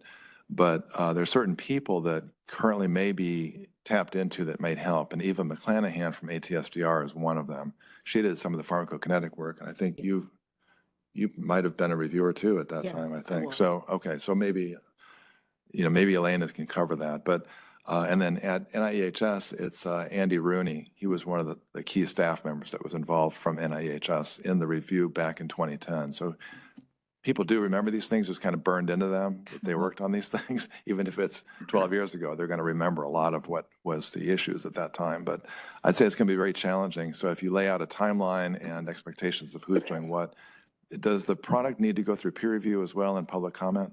No. No. No. Okay. So to answer a couple of your questions, again, what does that starting point look like? And that's what this group is about. Only thing we have is a legislative mandate to meet that deadline, but it has to be a good product. Yeah. You know, that's an essential. So what is that starting point? Starting with existing body of information assessment that's already been done, and then taking a look at what new material has been updated. And I was looking at, there are some states that have produced their own data, and there's other publications since then that could just, you know, add to it. But we do have to have a clear, fresh perspective, so we're not biased. Okay, I mean, the participants have a stake in this because you were part of that review, but at the same time, we're asked to look at this independently in a critical review manner, which you all do, but I think we need to demonstrate that. And your suggestions for starting point make sense. We're not setting any kind of boundaries on, we're just asking, how would you recommend that we begin as a small group to do this? And it is just oral exposures, is that correct? Water, it says drinking water. Okay. It's pretty, we have to, you know, stick to what the law says right now. Well, I mean, that if you by design narrow it down just to look at exposures or effects related to oral exposures, then that may narrow it a lot because the inhalation part is very complicated. Yeah. Oral's not Yeah. not uncomplicated, but No, it's clear it's associated with drinking water. yeah. Is it explicit that the report that has to be given to the legislative committee on May 1st, that's a final report as opposed to a working draft? So yeah, it has to be a final report. So the way we do such legislative reports is if it's a departmental report, in this case, it's a joint report with a team of experts. So we would prepare the report, we would have perhaps an advisory group that helps review and you know, clears it. If we have any questions, perhaps they could come back to the board, really more for review purposes and find any edits or changes they would recommend. It would go through DHHS review, other staff members, and we would define a few members. It would go through EMC review. I think we would give them an opportunity to at least look at it. And then, although it's not stated that the EMC has a responsibility in the delivery of this particular product, there are other products that they are. But our goal would be to get those feedback and then submit it to the legislature. Mm-hmm. John, Yeah. do you recall how long it took to get to the 2010 IRIS document? It's probably 3 years. 3 years, okay. But Yeah, it and- went through a couple of rounds of peer review, Right. public comment, and that adds a lot of time. Sure, Clearly, if not going through peer review, that cuts that out. But yeah. to go through even your EMC review, you're going to have the report done by the end of March at the latest, it would seem. And like I said, it's not a required element. We can report to the EMC through an oral presentation after the fact. But, I mean, if you structure the report to be a target of 20 pages or something with the highlights, the main points, is that going to be satisfactory? What do you have to provide? Again, like I said, Doesn't we say. can come to that. It does, no, it's as simple as what I just, That's it. wrote, Yeah, if those there's not a bullets. template to follow, Yeah, and the laws of time and space still apply, exactly. then there's going to need to be maybe that framing step of what's available. Right. What do people feel about that? What's the value added that can be done in this time frame so that it's not just repetitious? I mean, it's not to belabor the fact that it would be a lot of work in a short period of time, you know, potentially undoable to start with looking at every piece of information that's available. When Gen X was done, it was probably no more than 4 studies that we had, including, you know, information from the manufacturer and then a couple of published papers to read, synthesize, and benchmark dose model, decide whether, you know, to move forward. In the case of hexavalent chromium, when we did that, it was hundreds. And that was, charge was neck down, down, down, down, down to make that manageable, which was cancer versus non-cancer. And it was still hundreds of papers that were relevant to that regard. And this will be one that's data rich. So to make it from whole cloth in that time frame with the existing rigor right now that people expect for toxicological synoptic reviews, which is not just to look at what's available, but to decide what its quality is and whether you would use it any further. Maybe to reanalyze the data that are in there in a benchmark dose fashion instead of looking at the way it was reported originally. It's just a lot of work. So, I mean, with that reality, though, perhaps the group that you suggested could help out initially with that framing step for synthesizing, what's available, and then think about what's the most value added moving forward in that time frame. Yeah, I think that's a very good idea.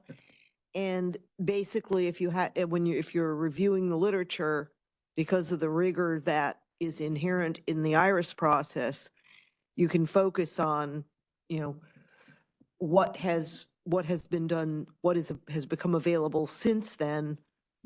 That would be something that the type of study that would typically be used in these derivation processes. And I would seriously look at if the states, especially California and states that have an equally rigorous process, might have done that was done later.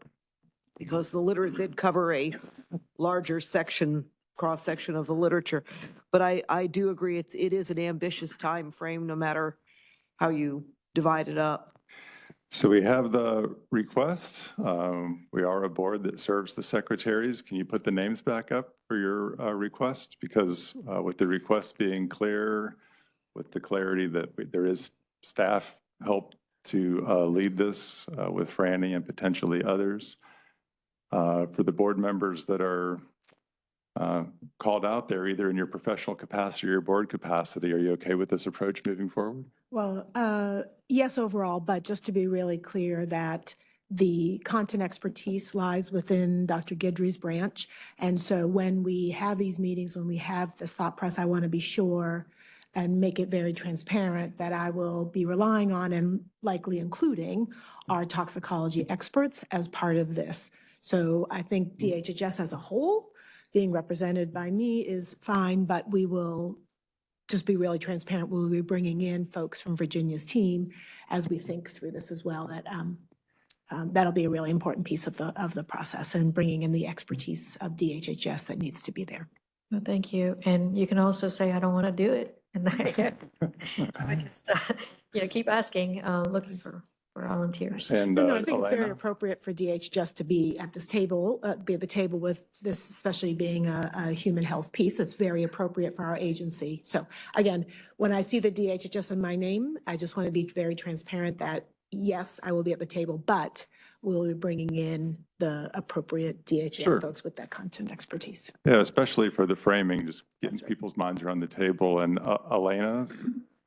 Pretty much kind of the same thing. I don't in any capacity represent EPA here. I'm from the Office of Research and Development, and R&D is basically what I do, specializing in pharmacokinetics and sometimes general tox issues. So I would be following a similar path and would ask my management who here has the most clear memories of and perhaps ongoing involvement with this particular chemical. Mhm. And Dr. Vandenberg, what you said, one of the things, I will give an example, and if I stray, just pardon me. We had 6 to 7 months to do a North Carolina climate science report. And it was an incredible ask to the team. And we got it done because we dedicated a small group of experts, and they just huddled down and they figured out, they used their experience, their expertise to say what could be done. And out of that process, they built a network of other people, like you mentioned, for advising, for reviews for content building and all that. And if you look at that science report that was released a couple years ago, it is a tremendous roadmap for so much decision-making. And I think that that's what we're asking. We're not asking for brand new things, but there is a ability to bring our collective thoughts into building a report. So we can answer this question, which is, tell us that this is a risk to human health. So we've got a yes for the 2 board members that are asked for there. I would suggest that any board members that know of folks with expertise that was mentioned here, that be shared with Franny and Assistant Secretary Mace-Moore as well, because maybe those folks that were involved in previous reviews could be invited even to that framing call. And is that an acceptable path forward? And then the framing call, I think, will be useful in 2 ways: identifying through the network of other scientists who else should be at that table or be asked to be at that table, and then also perhaps deciding on a framework to use, much like we did at the beginning of Gen X and hexavalent chromium, so that people can then start to focus on different chunks of it. Thank you. Super, thank you. All right, with that, we are adjourned for lunch. Give appreciation for Dylan for the IT support today. This is probably the best ground floor Archdale building room meeting I've had in terms of being able to hear and be heard, including when we had Dr. DeWitt on the phone. So thank you for your help. We do have just 2 other presentations. The first is going to be by Dr. Ralph Mead, who's going to present the ongoing work that's being conducted with DAQ as part of his Applied Research Fellows.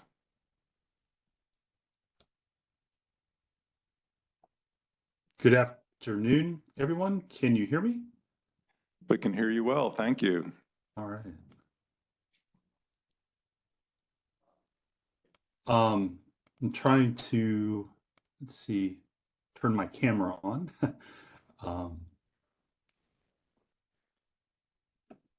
Yeah, it's not letting me turn my camera on. I'm on a Macintosh. So I hope it's okay if I don't turn on my camera. I would have to log out and log back in. I think the floor is yours, so just let us know what we can do to facilitate your presentation. Okay, then let me, oh goodness. So this is the first time I have used WebEx, and I am going to have to log out and log back in. I hope you don't mind, because it's not even letting me share my screen. I've got to set All right, do you have any questions before you leave and come back in? Because we have IT support here in the room. Well, if IT support there, then yes, I am on a Macintosh trying to make things as hard as I can. And this is the first time that I have used WebEx for this on this computer. So when I go to share or start my video, it's asking me to grant access in system preferences. And you would say yes to that because that would allow you to that would give WebEx access to your camera. And okay, so let me try that here. All right, so I did that, and now it wants me to quit and reopen the WebEx. yes, go ahead and do that. Okay, so I will be right back. We'll be here. Okay, great. Jinxed it.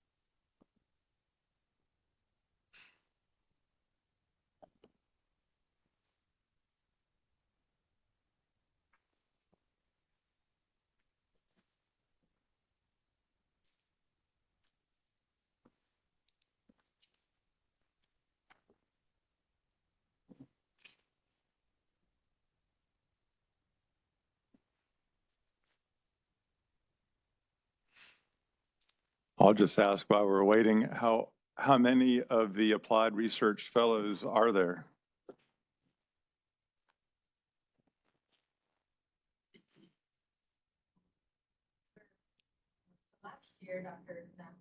And Dr. DeWitt were our, we call it the first ever fellows. They came Gotcha. together.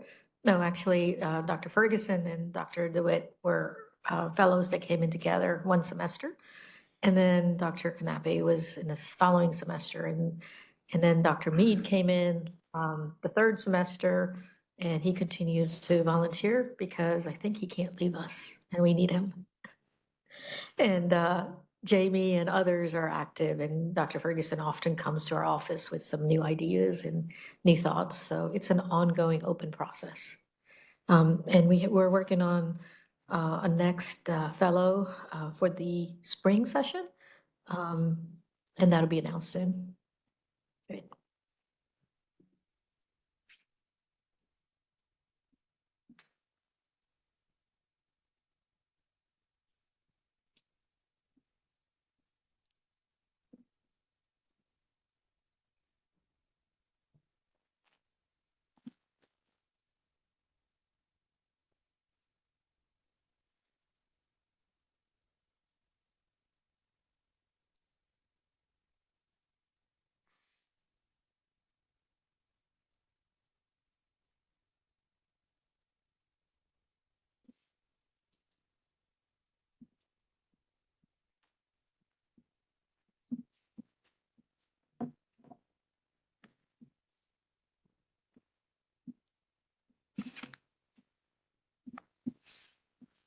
I suppose there'd be the option of having Dr. Mead send his presentation to somebody in the room, and then he can just accompany it by phone.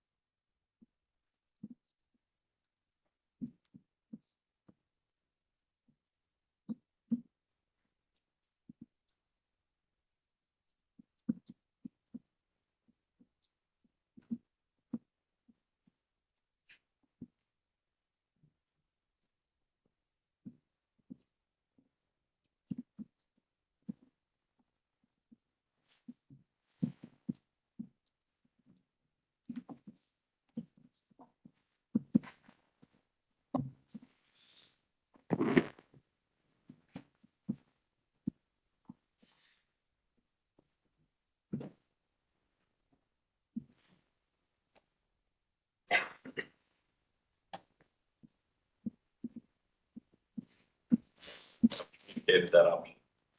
What's that? Communicated that option. Good call. I would reverse the order, but I understood that he has to be now. And he's got some other things on his mind. That's correct. And I've been there, so we can be patient.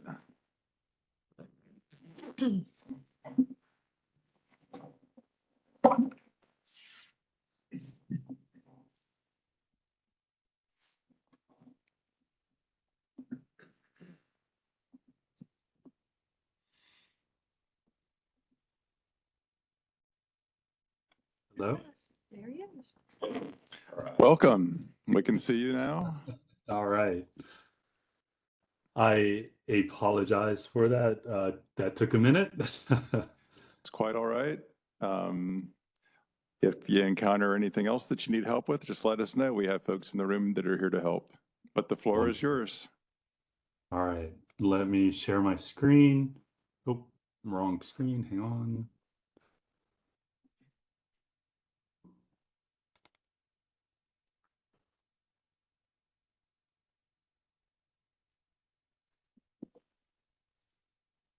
Okay. I hope everybody can see a PowerPoint. Oop. Let me swap displays. Hopefully everybody can see a PowerPoint slide. Yeah, it looks perfect.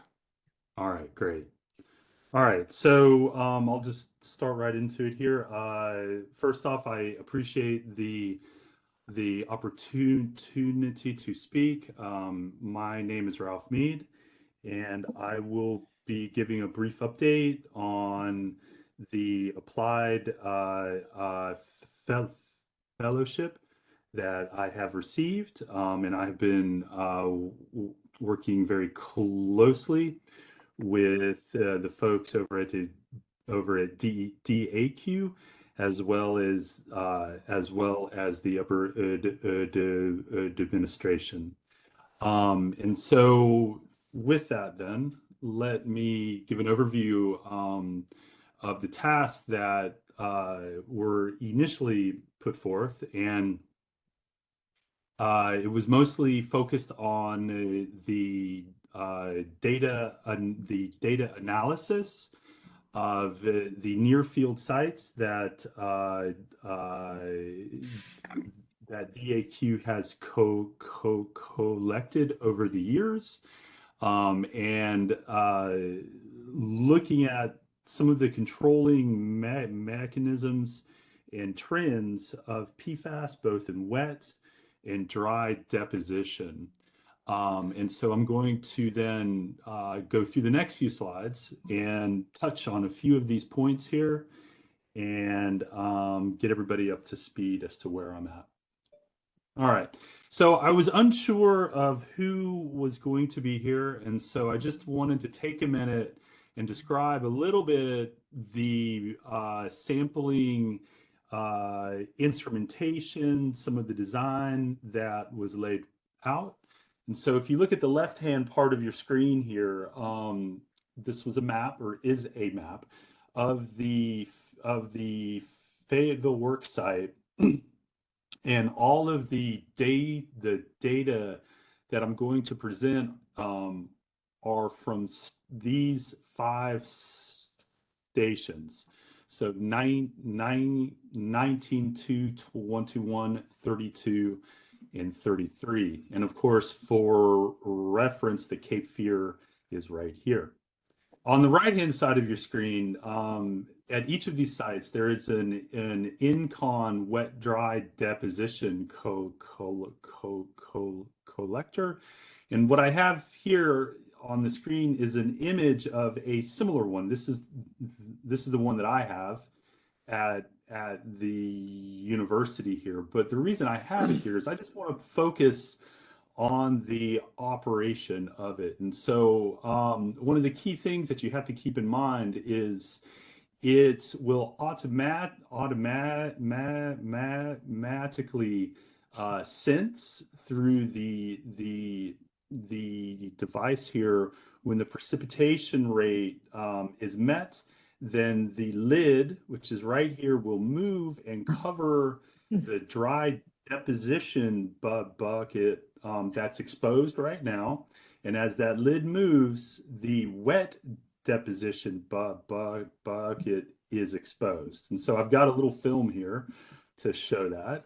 And so you can watch the lid move, exposing the wet deposition side and covering the dry deposition side. And so as long as the precipitation rate is met, then the lid will stay over the dry deposition side. All right, and then so the other thing I just wanted to point out here is that the INCON samplers are one of the samplers that are accepted for the NADP program, which is the National Atmospheric Deposition Program. There's 2 terms that you'll hear me say throughout the talk here. One is wet deposition, and the other is dry deposition. All of the data that you're going to see is if it's wet, then it is truly something that fell, whether it's rain or snow. We don't get a lot of snow here, so it's probably not that.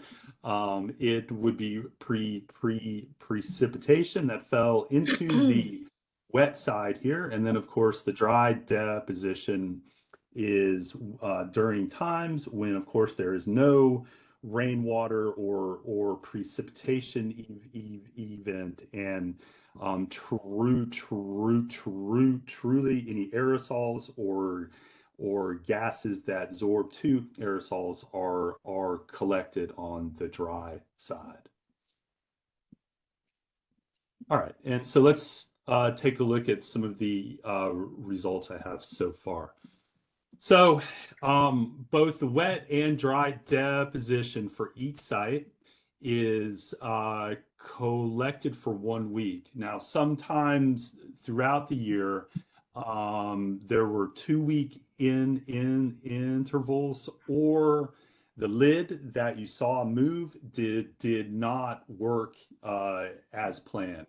I went through and removed any of the 2-week sample events and any events where it was noted that the sampler did not work right. Again, you have a map here for reference back to, and so if you just start on the left-hand side here, or the center of the screen, this is the sum of PFAS in the wet deposition over each week, and you can see for all the stations there is a variety of spikes, and I forgot to say also that the units here are in a depositional flux. So it's nanograms per meter squared per day. And you can see, as I was saying, you can see that there are certain times of the year where there are spikes in increased flux of some of PFAS.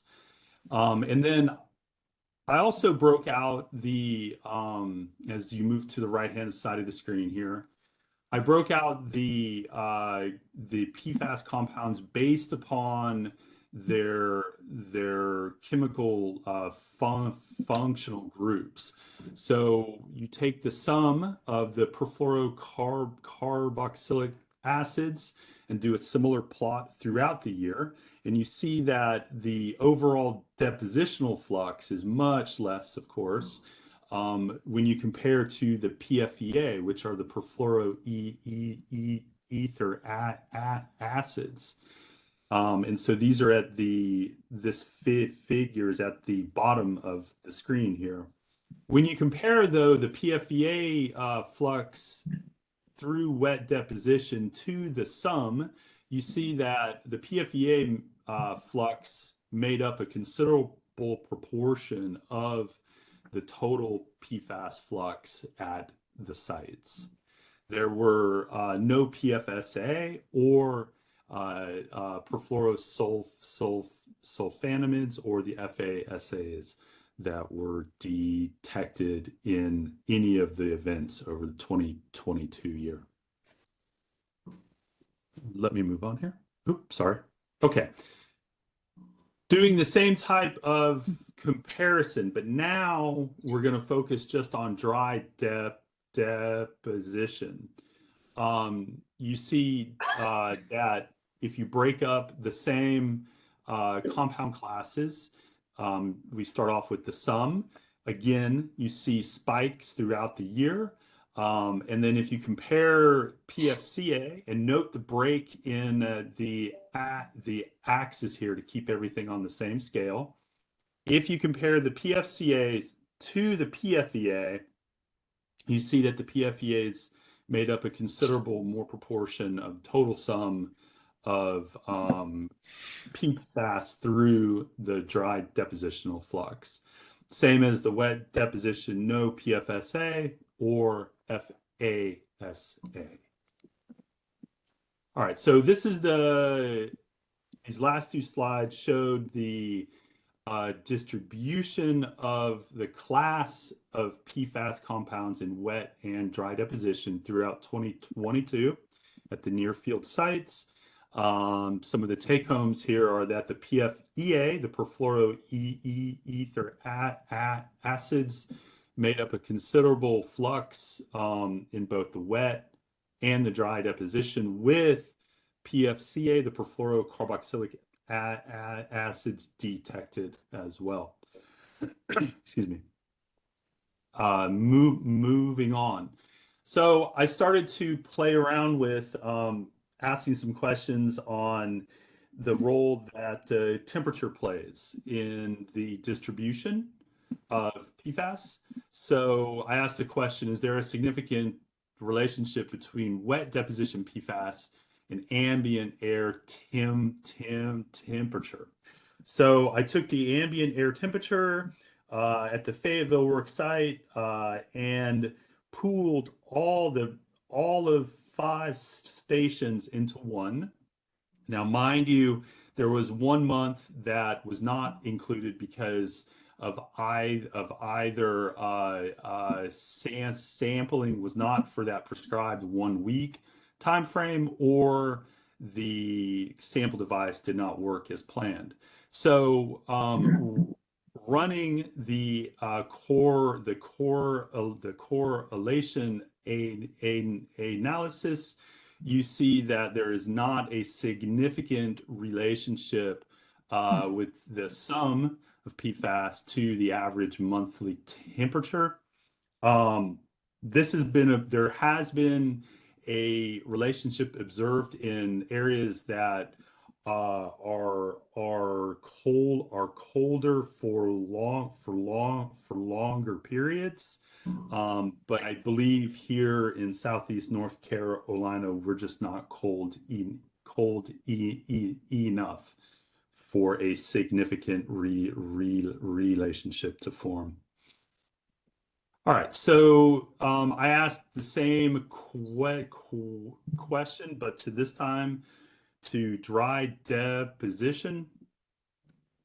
Interestingly, the answers no at 95% confidence, but if you look at the value here at 0.077, it is significant at P of less than 0.1. So I would like to include more years in this analysis to see to increase my statistical power. All right. So another question I had as well is there a relationship in sum of PFAS with the total amount of precipitation collected?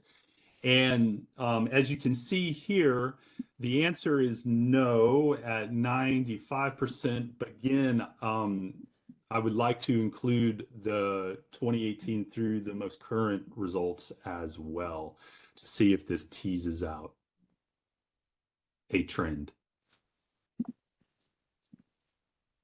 Oops, sorry, I went too far.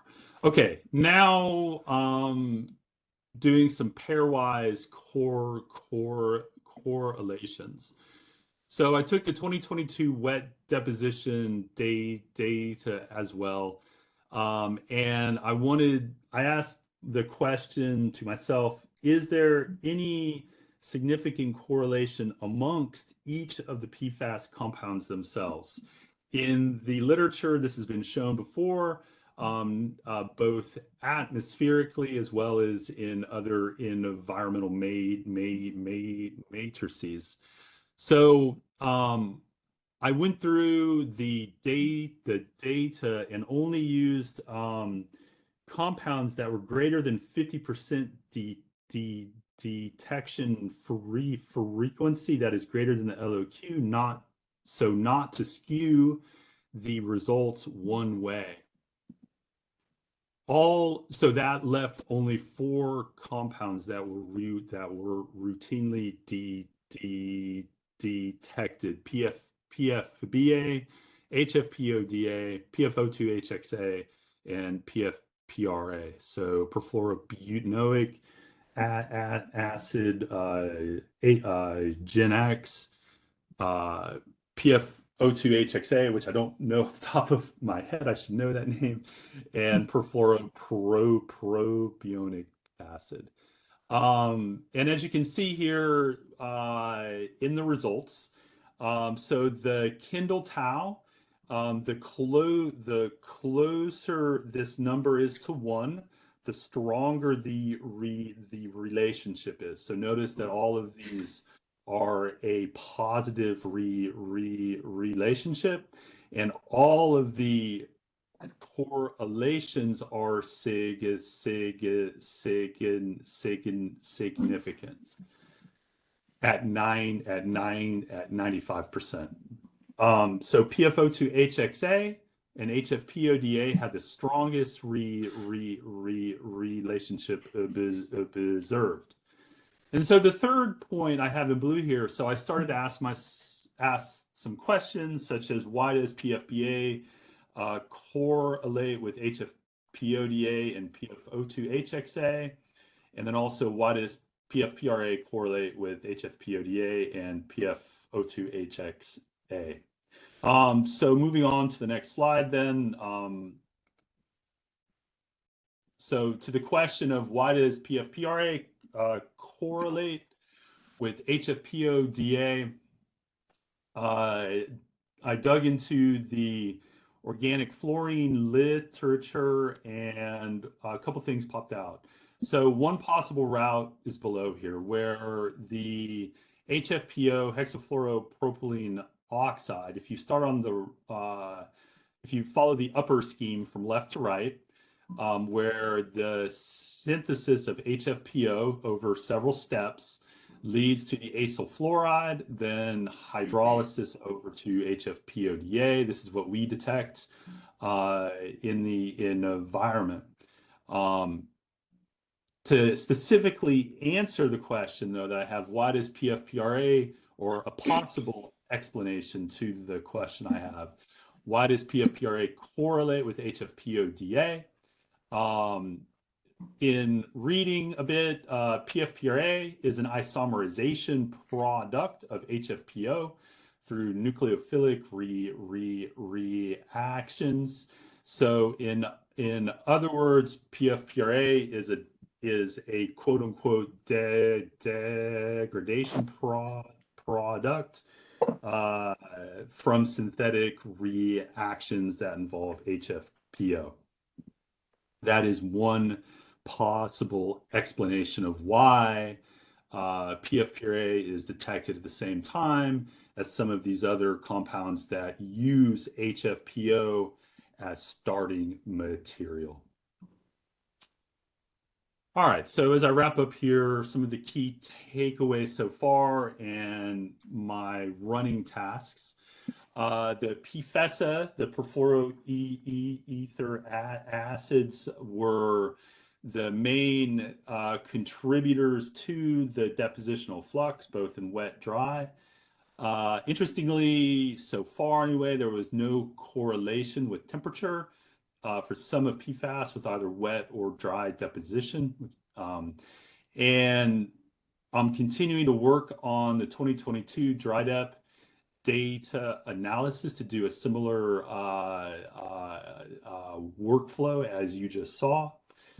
I want to increase my statistical power by including more of the years in this. And I'm also very interested as well on exploring some of these compounds relationship and correlation to try and understand their atmospheric fate. And with that, I'll stop here and happy to entertain any questions that y'all have. Well, thank you so much for the presentation. I'm sure our colleagues at Division of Air Quality are thrilled to have an extra set of technically competent hands for data exploration and analysis like this. And I'm glad this is recorded, because one of the board members that was unable to be here today is Dr. Viney in Asia, who at NC State, his background is in air quality and is always interested in that topic. So you may get some questions through him after he has a chance to see the presentation. Absolutely. Are there any questions from board members on the material that was presented so far? Not really a question, but just a little bit of an observation. And when you looked at the dry deposition, and although it wasn't statistically significant, maybe a little correlation with temperature. It sounds like that's data you're going to continue to look at. And I just wonder, it just struck me as a parallel when we think about the spread of respiratory infections and respiratory droplets. And we still don't know a lot about the seasonality of that, but that the kind of thought is that the respiratory droplets travel better in cold, dry air. And I wonder, it's somewhat similar to this, and also whether or not you're going to look at humidity as well as temperature. It's somewhat similar to rain, but slightly different. Just thinking through how particles travel through air with temperature and humidity. Absolutely. Yes, indeed. I have the ancillary meteorological data that DAQ has shared. I just have not had a chance to incorporate the relative humidity into this analysis yet. Yeah, great. Thank you.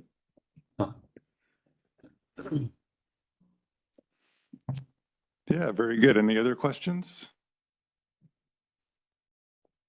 Well, thanks for your presentation, and then backing it up a ways, thanks for your participation in the Fellows Program that brings that expertise to the state agencies. Good job.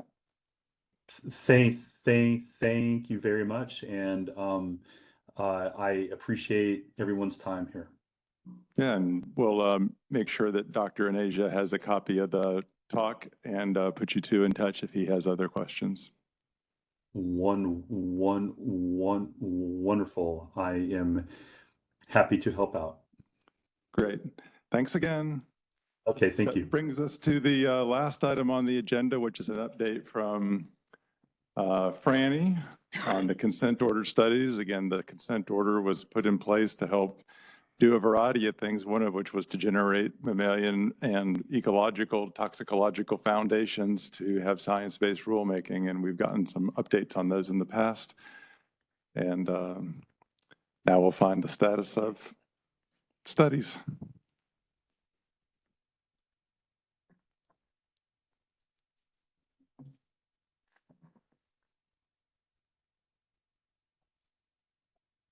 Okay. All right.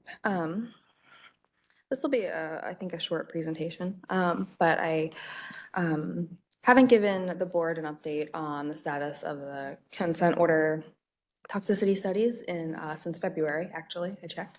And then I also wanted to just give a kind of a pulse of some of the other types of studies I've been keeping an eye on. So first I'll go through this consent order, and then I have a list of some federal PFAS tox studies that I know are underway, as well as some academic PFAS tox studies.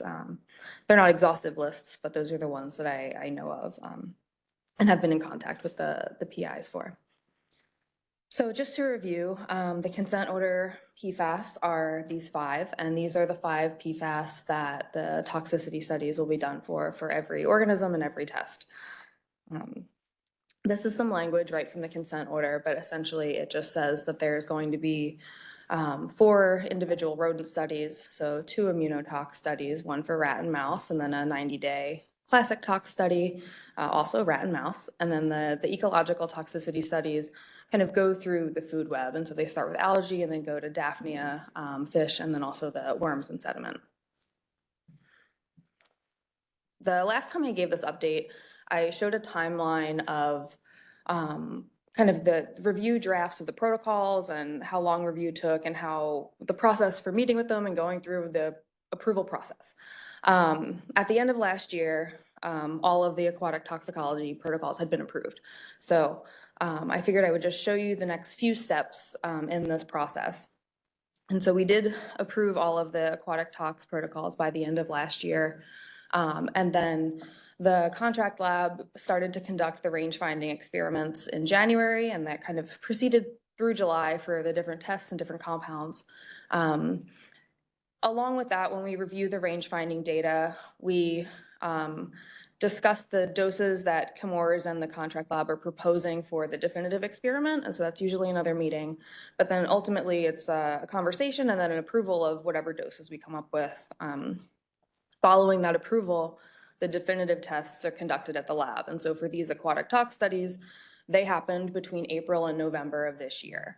And so at this point, all of the in-life tox studies for 4 of the 5 aquatic tox organisms have been conducted. The next step is the final reports coming to DEQ. And so those are generated at the contract lab, then reviewed by Chemours, and then provided to us. Through the protocol review process, we asked for significant modifications to what they normally provide in a final report. So they're giving us all of the raw data, a lot of things that are not usually included. So these are very long reports. We are expecting the algae final reports in December sometime. I know a few of them are ready and they're waiting for the final 2 compounds before we receive all 5. That was the first protocol that was approved, and so that was the first kind of process that went through. I have a more complicated and hard to look at table as well. And so I just wanted to give you a little more detail about all of this. And so to orient you, the table is the approval step in the first column, and then along the top are the 5 organisms. And so the steps and dates are kind of in this matrix. And the algae protocol and the approval process has all gone through.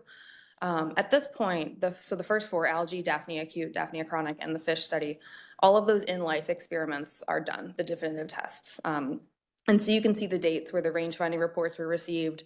We did the analytical method dose validation, we approved the dose for the final test, and then the definitive tests were conducted. The only one that has not proceeded through this process yet is the sediment worm study. And this is because when we approved the protocol in December, we asked for some additional analytical results with water changes and to make sure the water changes were appropriate and that the concentrations were remaining the same. So that's been done, and they are expecting to send us all of that information in early 2024. And so this will proceed as the others have. Do you have any questions about these first, and then I'll talk about the rodent ones? No questions, but just an Okay. observation that for when the board was reconstituted about 5 years ago, it went, from just a human health board to include some ecological risk assessors and practitioners, including Rich and me. And Rich will have conservatively looked at thousands of these test endpoints, right? From the standpoint of your own lab and having reviewed papers for others. I mean, it probably is thousands. So that expertise is available if you want to press some of the ecological toxicologists into service when there's so much of the work of the board is human health. I actually did press Dr. DiGiulio into service when I approved these protocols. So before I gave the approval to Chemours and to Eurofins, Dr. DiGiulio reviewed the protocol and said it was appropriate and met the requirements of the Now you can ask OECD them again guidelines. with the results. Yeah, but now that we're going to get the results, I think another eye at it would be great. So I'll let you know when I get them. Okay, so the next set of studies are these rodent studies, and this is quite a different process than the environmental or aquatic tox studies. Again, there are 4, and so the approval steps here are different. They do the range finding tests and provide us the validation of the dose methodology. So they test the dose substances with an analytical method, and we validate the doses to make sure they were correct. We'll review all of that together and then determine what the definitive dose would be and approve those doses. After those doses are approved, that's when the final protocol is approved. This is just the way that the contract lab that these tests are being conducted at does this. They include the doses for the experiment in the final protocol. So it's a slightly different process, but we have not approved their final protocol because we've not approved all the doses for these studies. So that's in progress. And I know that Dr. Kenyon and a few other people offered to help review the final protocols when they're provided. And so when those are approved, then they'll schedule the definitive tests and the final reports will be provided to us. As far as the rodent studies go, this process has proceeded for Naffian byproduct 2 so far. The contract lab, as well as the Chemours toxicologist, elected to start with Naffian byproduct 2 rather than the other 4. So these range finding studies were done first. We had a meeting in late October about the doses, and we are waiting for the final protocol to approve before the tests are conducted.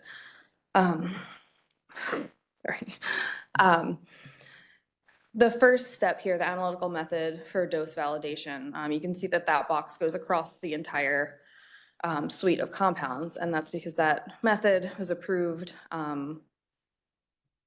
for use in all compounds, and so that step doesn't need to be conducted for these others, and I expect the process for the other 4 compounds to proceed a little faster than the first one has, but these are getting underway. We over the summer, we really tried to push the gas, for lack of a better phrase, on these studies and really figure out what we needed to do in collaboration with Chemours and the other lab to get these things started, because they had just taken longer than the others.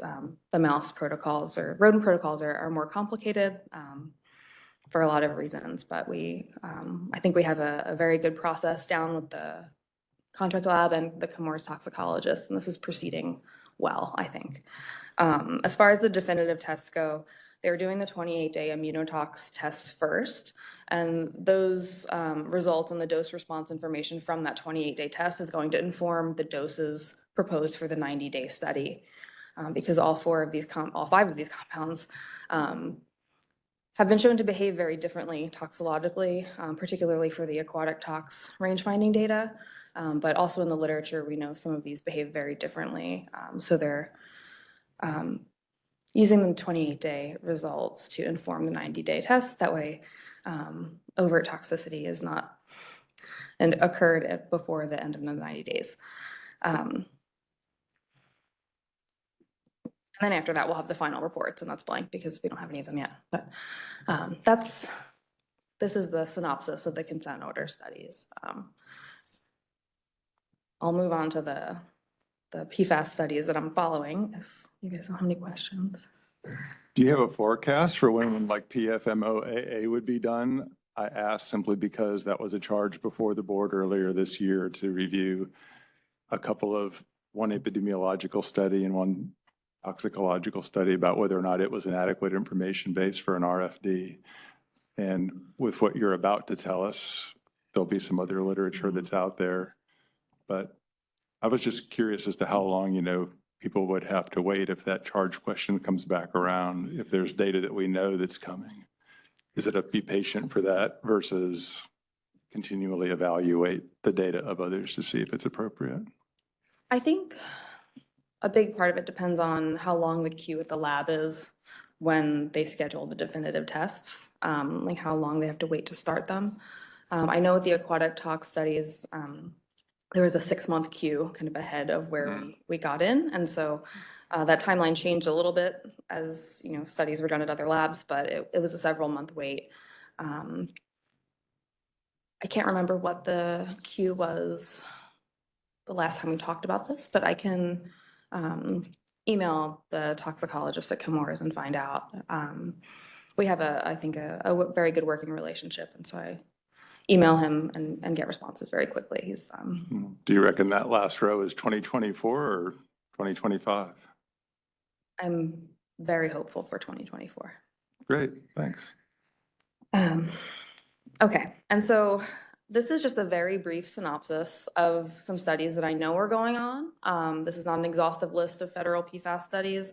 These are just ones that I've either met the PI for, I've been involved in some of the experimental design or conceptual framework for.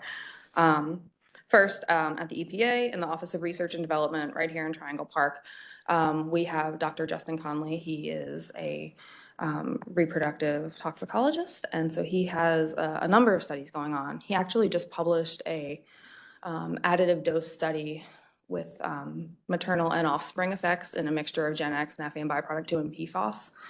That has been published and is available at that link. He's recently submitted a paper on the developmental toxicity of PFMOAA in rats. And so that has been accepted for publication and is undergoing the final revisions before it is published. So that should be available soon. He's also doing some companion studies with 5-day dosing, and this is part of the ETAP program that Allison presented from the computational tox group at EPA. This is the 5-day dosing experiment that informs that particular computational activity. That's in prep for publication. And then he has another mixture study with Gen X, PFMOAA, PFOA, naphthalene byproduct 2, PFHXS, and PFOS, that the data analysis is underway for that. And so that would be next in line for publication. There are a lot of studies going on in his lab, and he does great science, and I'm looking forward to seeing these.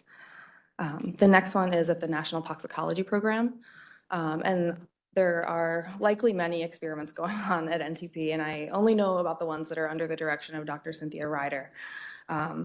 She's doing a mixture exposure in rats of this list of PFAS. And this was chosen and designed this way because this mixture study will be compared to the individual compound studies that NTP did a few years ago. So they have individual compound toxicology in rats, and now they'll have mixtures toxicology in rats, and has to be the same model organism for comparison. The data analysis for that is underway. The next thing that her group has is a list of the same PFAS, but they're doing them. The first experiment is equimolar concentrations. So there's no ratio, they're all the same. And then the second is those same PFAS in different proportions. And this was done to match an exposed population in North Carolina and simulate their exposure. And so this experimental design is underway. We just had a meeting about it. But this was a part of this experiment that I advocated for, and I'm excited to see that it's going to proceed. So I'm hopeful for that too. These are not ready for publication yet. They're very much still in the design or data analysis phase, but this will be great data when it is published.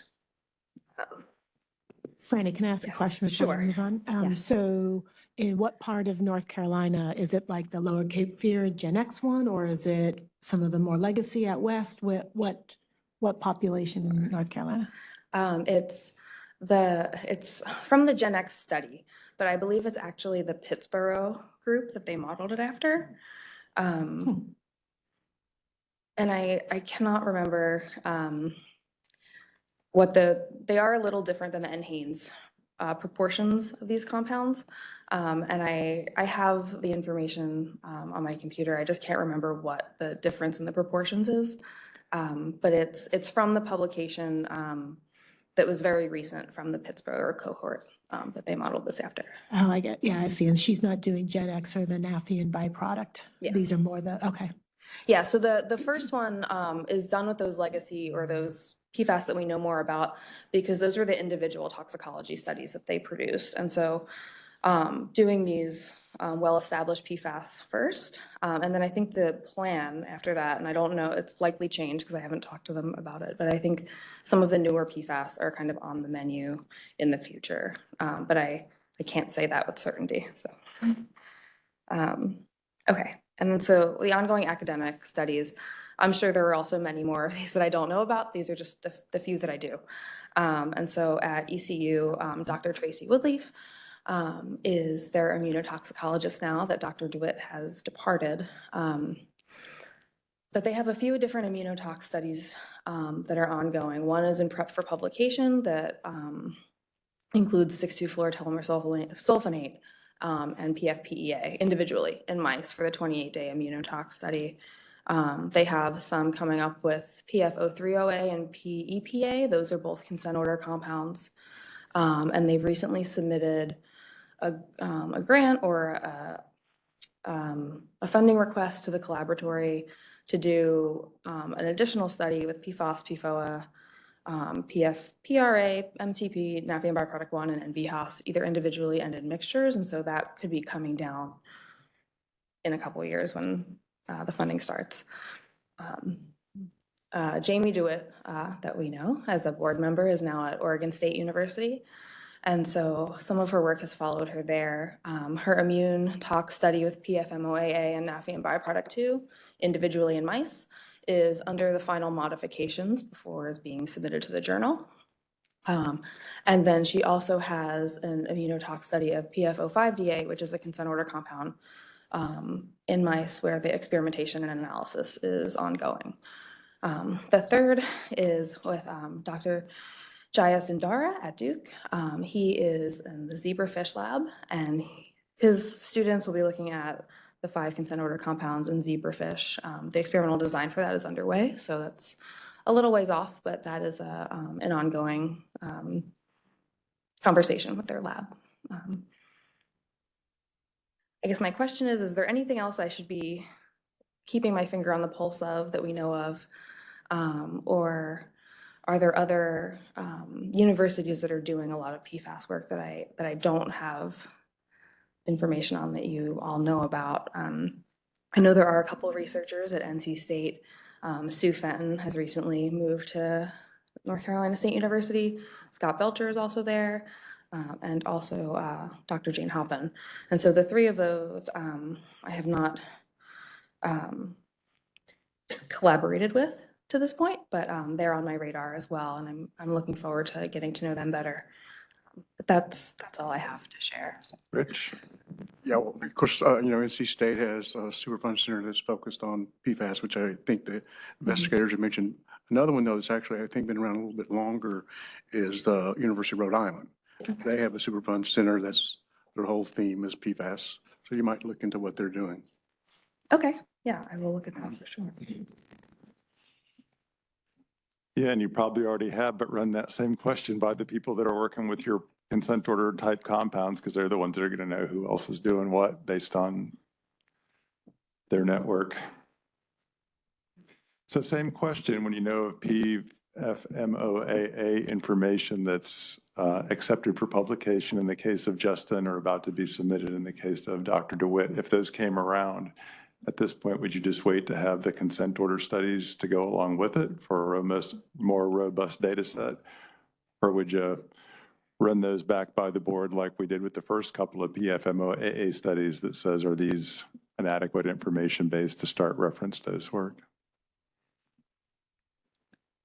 I think that reviewing them prior to the consent order rodent data being available is likely timely and appropriate. Perhaps waiting until after we get the aquatic toxicology PFMOAA data, while not rodent and a different comparison to humans, it would definitely give us some more context for some of the publications that are new and forthcoming. And then we could compare the consent order rodent studies when the results are available. Sure. Yeah, I'm not trying to pin it down. I'm asking in part because I think the impression for PFMOAA at one time might have been that we just wanted more data. But one good study can be enough to derive a reference dose.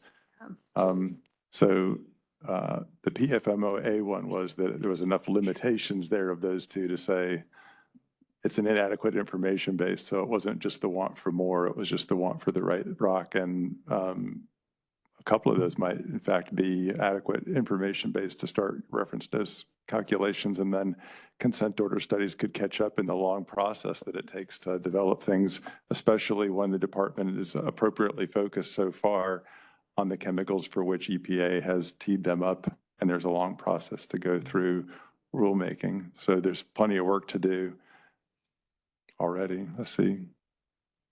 Yeah, I think I understand where you're going, and the answer is yes. When Franny for the last 2 years have presented on priority PFAS chemicals for North Carolina, a lot of it has to do with those that are in the consent order and those that EPA is tracking. We've already talked about what we're doing on those chemicals that EPA is tracking. For North Carolina specific signature compounds, Of course, the study that Fanny talked about from the consent order is in process, but if we have other data and other scientific literature that rises before then that allows us to, and the board says this is good information to develop a reference dose or a cancer slope factor or whatever, that we would want this board to give us that direction, and we would be ready to work on that to take the next steps, which is, what does that translate into reductions or target levels at which it can enter the environment or not. Yeah, looks like you're about to have it for Nathium byproduct 2 and PFMOA, but then it's a management decision about whether or not having numbers for those compounds is important compared to other workload. Looks like those are going to beat the consent order studies based on where they are in the ever decreasing time between acceptance and publication. Yep, I think they might. But that's all I had. Okay, great. Any other questions for Dr. Nilsson? All right. And should we take a look at the sign-in sheet to see if there was any late additions for people requesting to speak? I don't think there were, but Franny will walk that way. All right, well, that concludes the agenda today. I want to thank again Franny for her work with the Departments of Environmental Quality and Health and Human Services, working with their leadership to craft an agenda. Thanks to Dylan for IT support.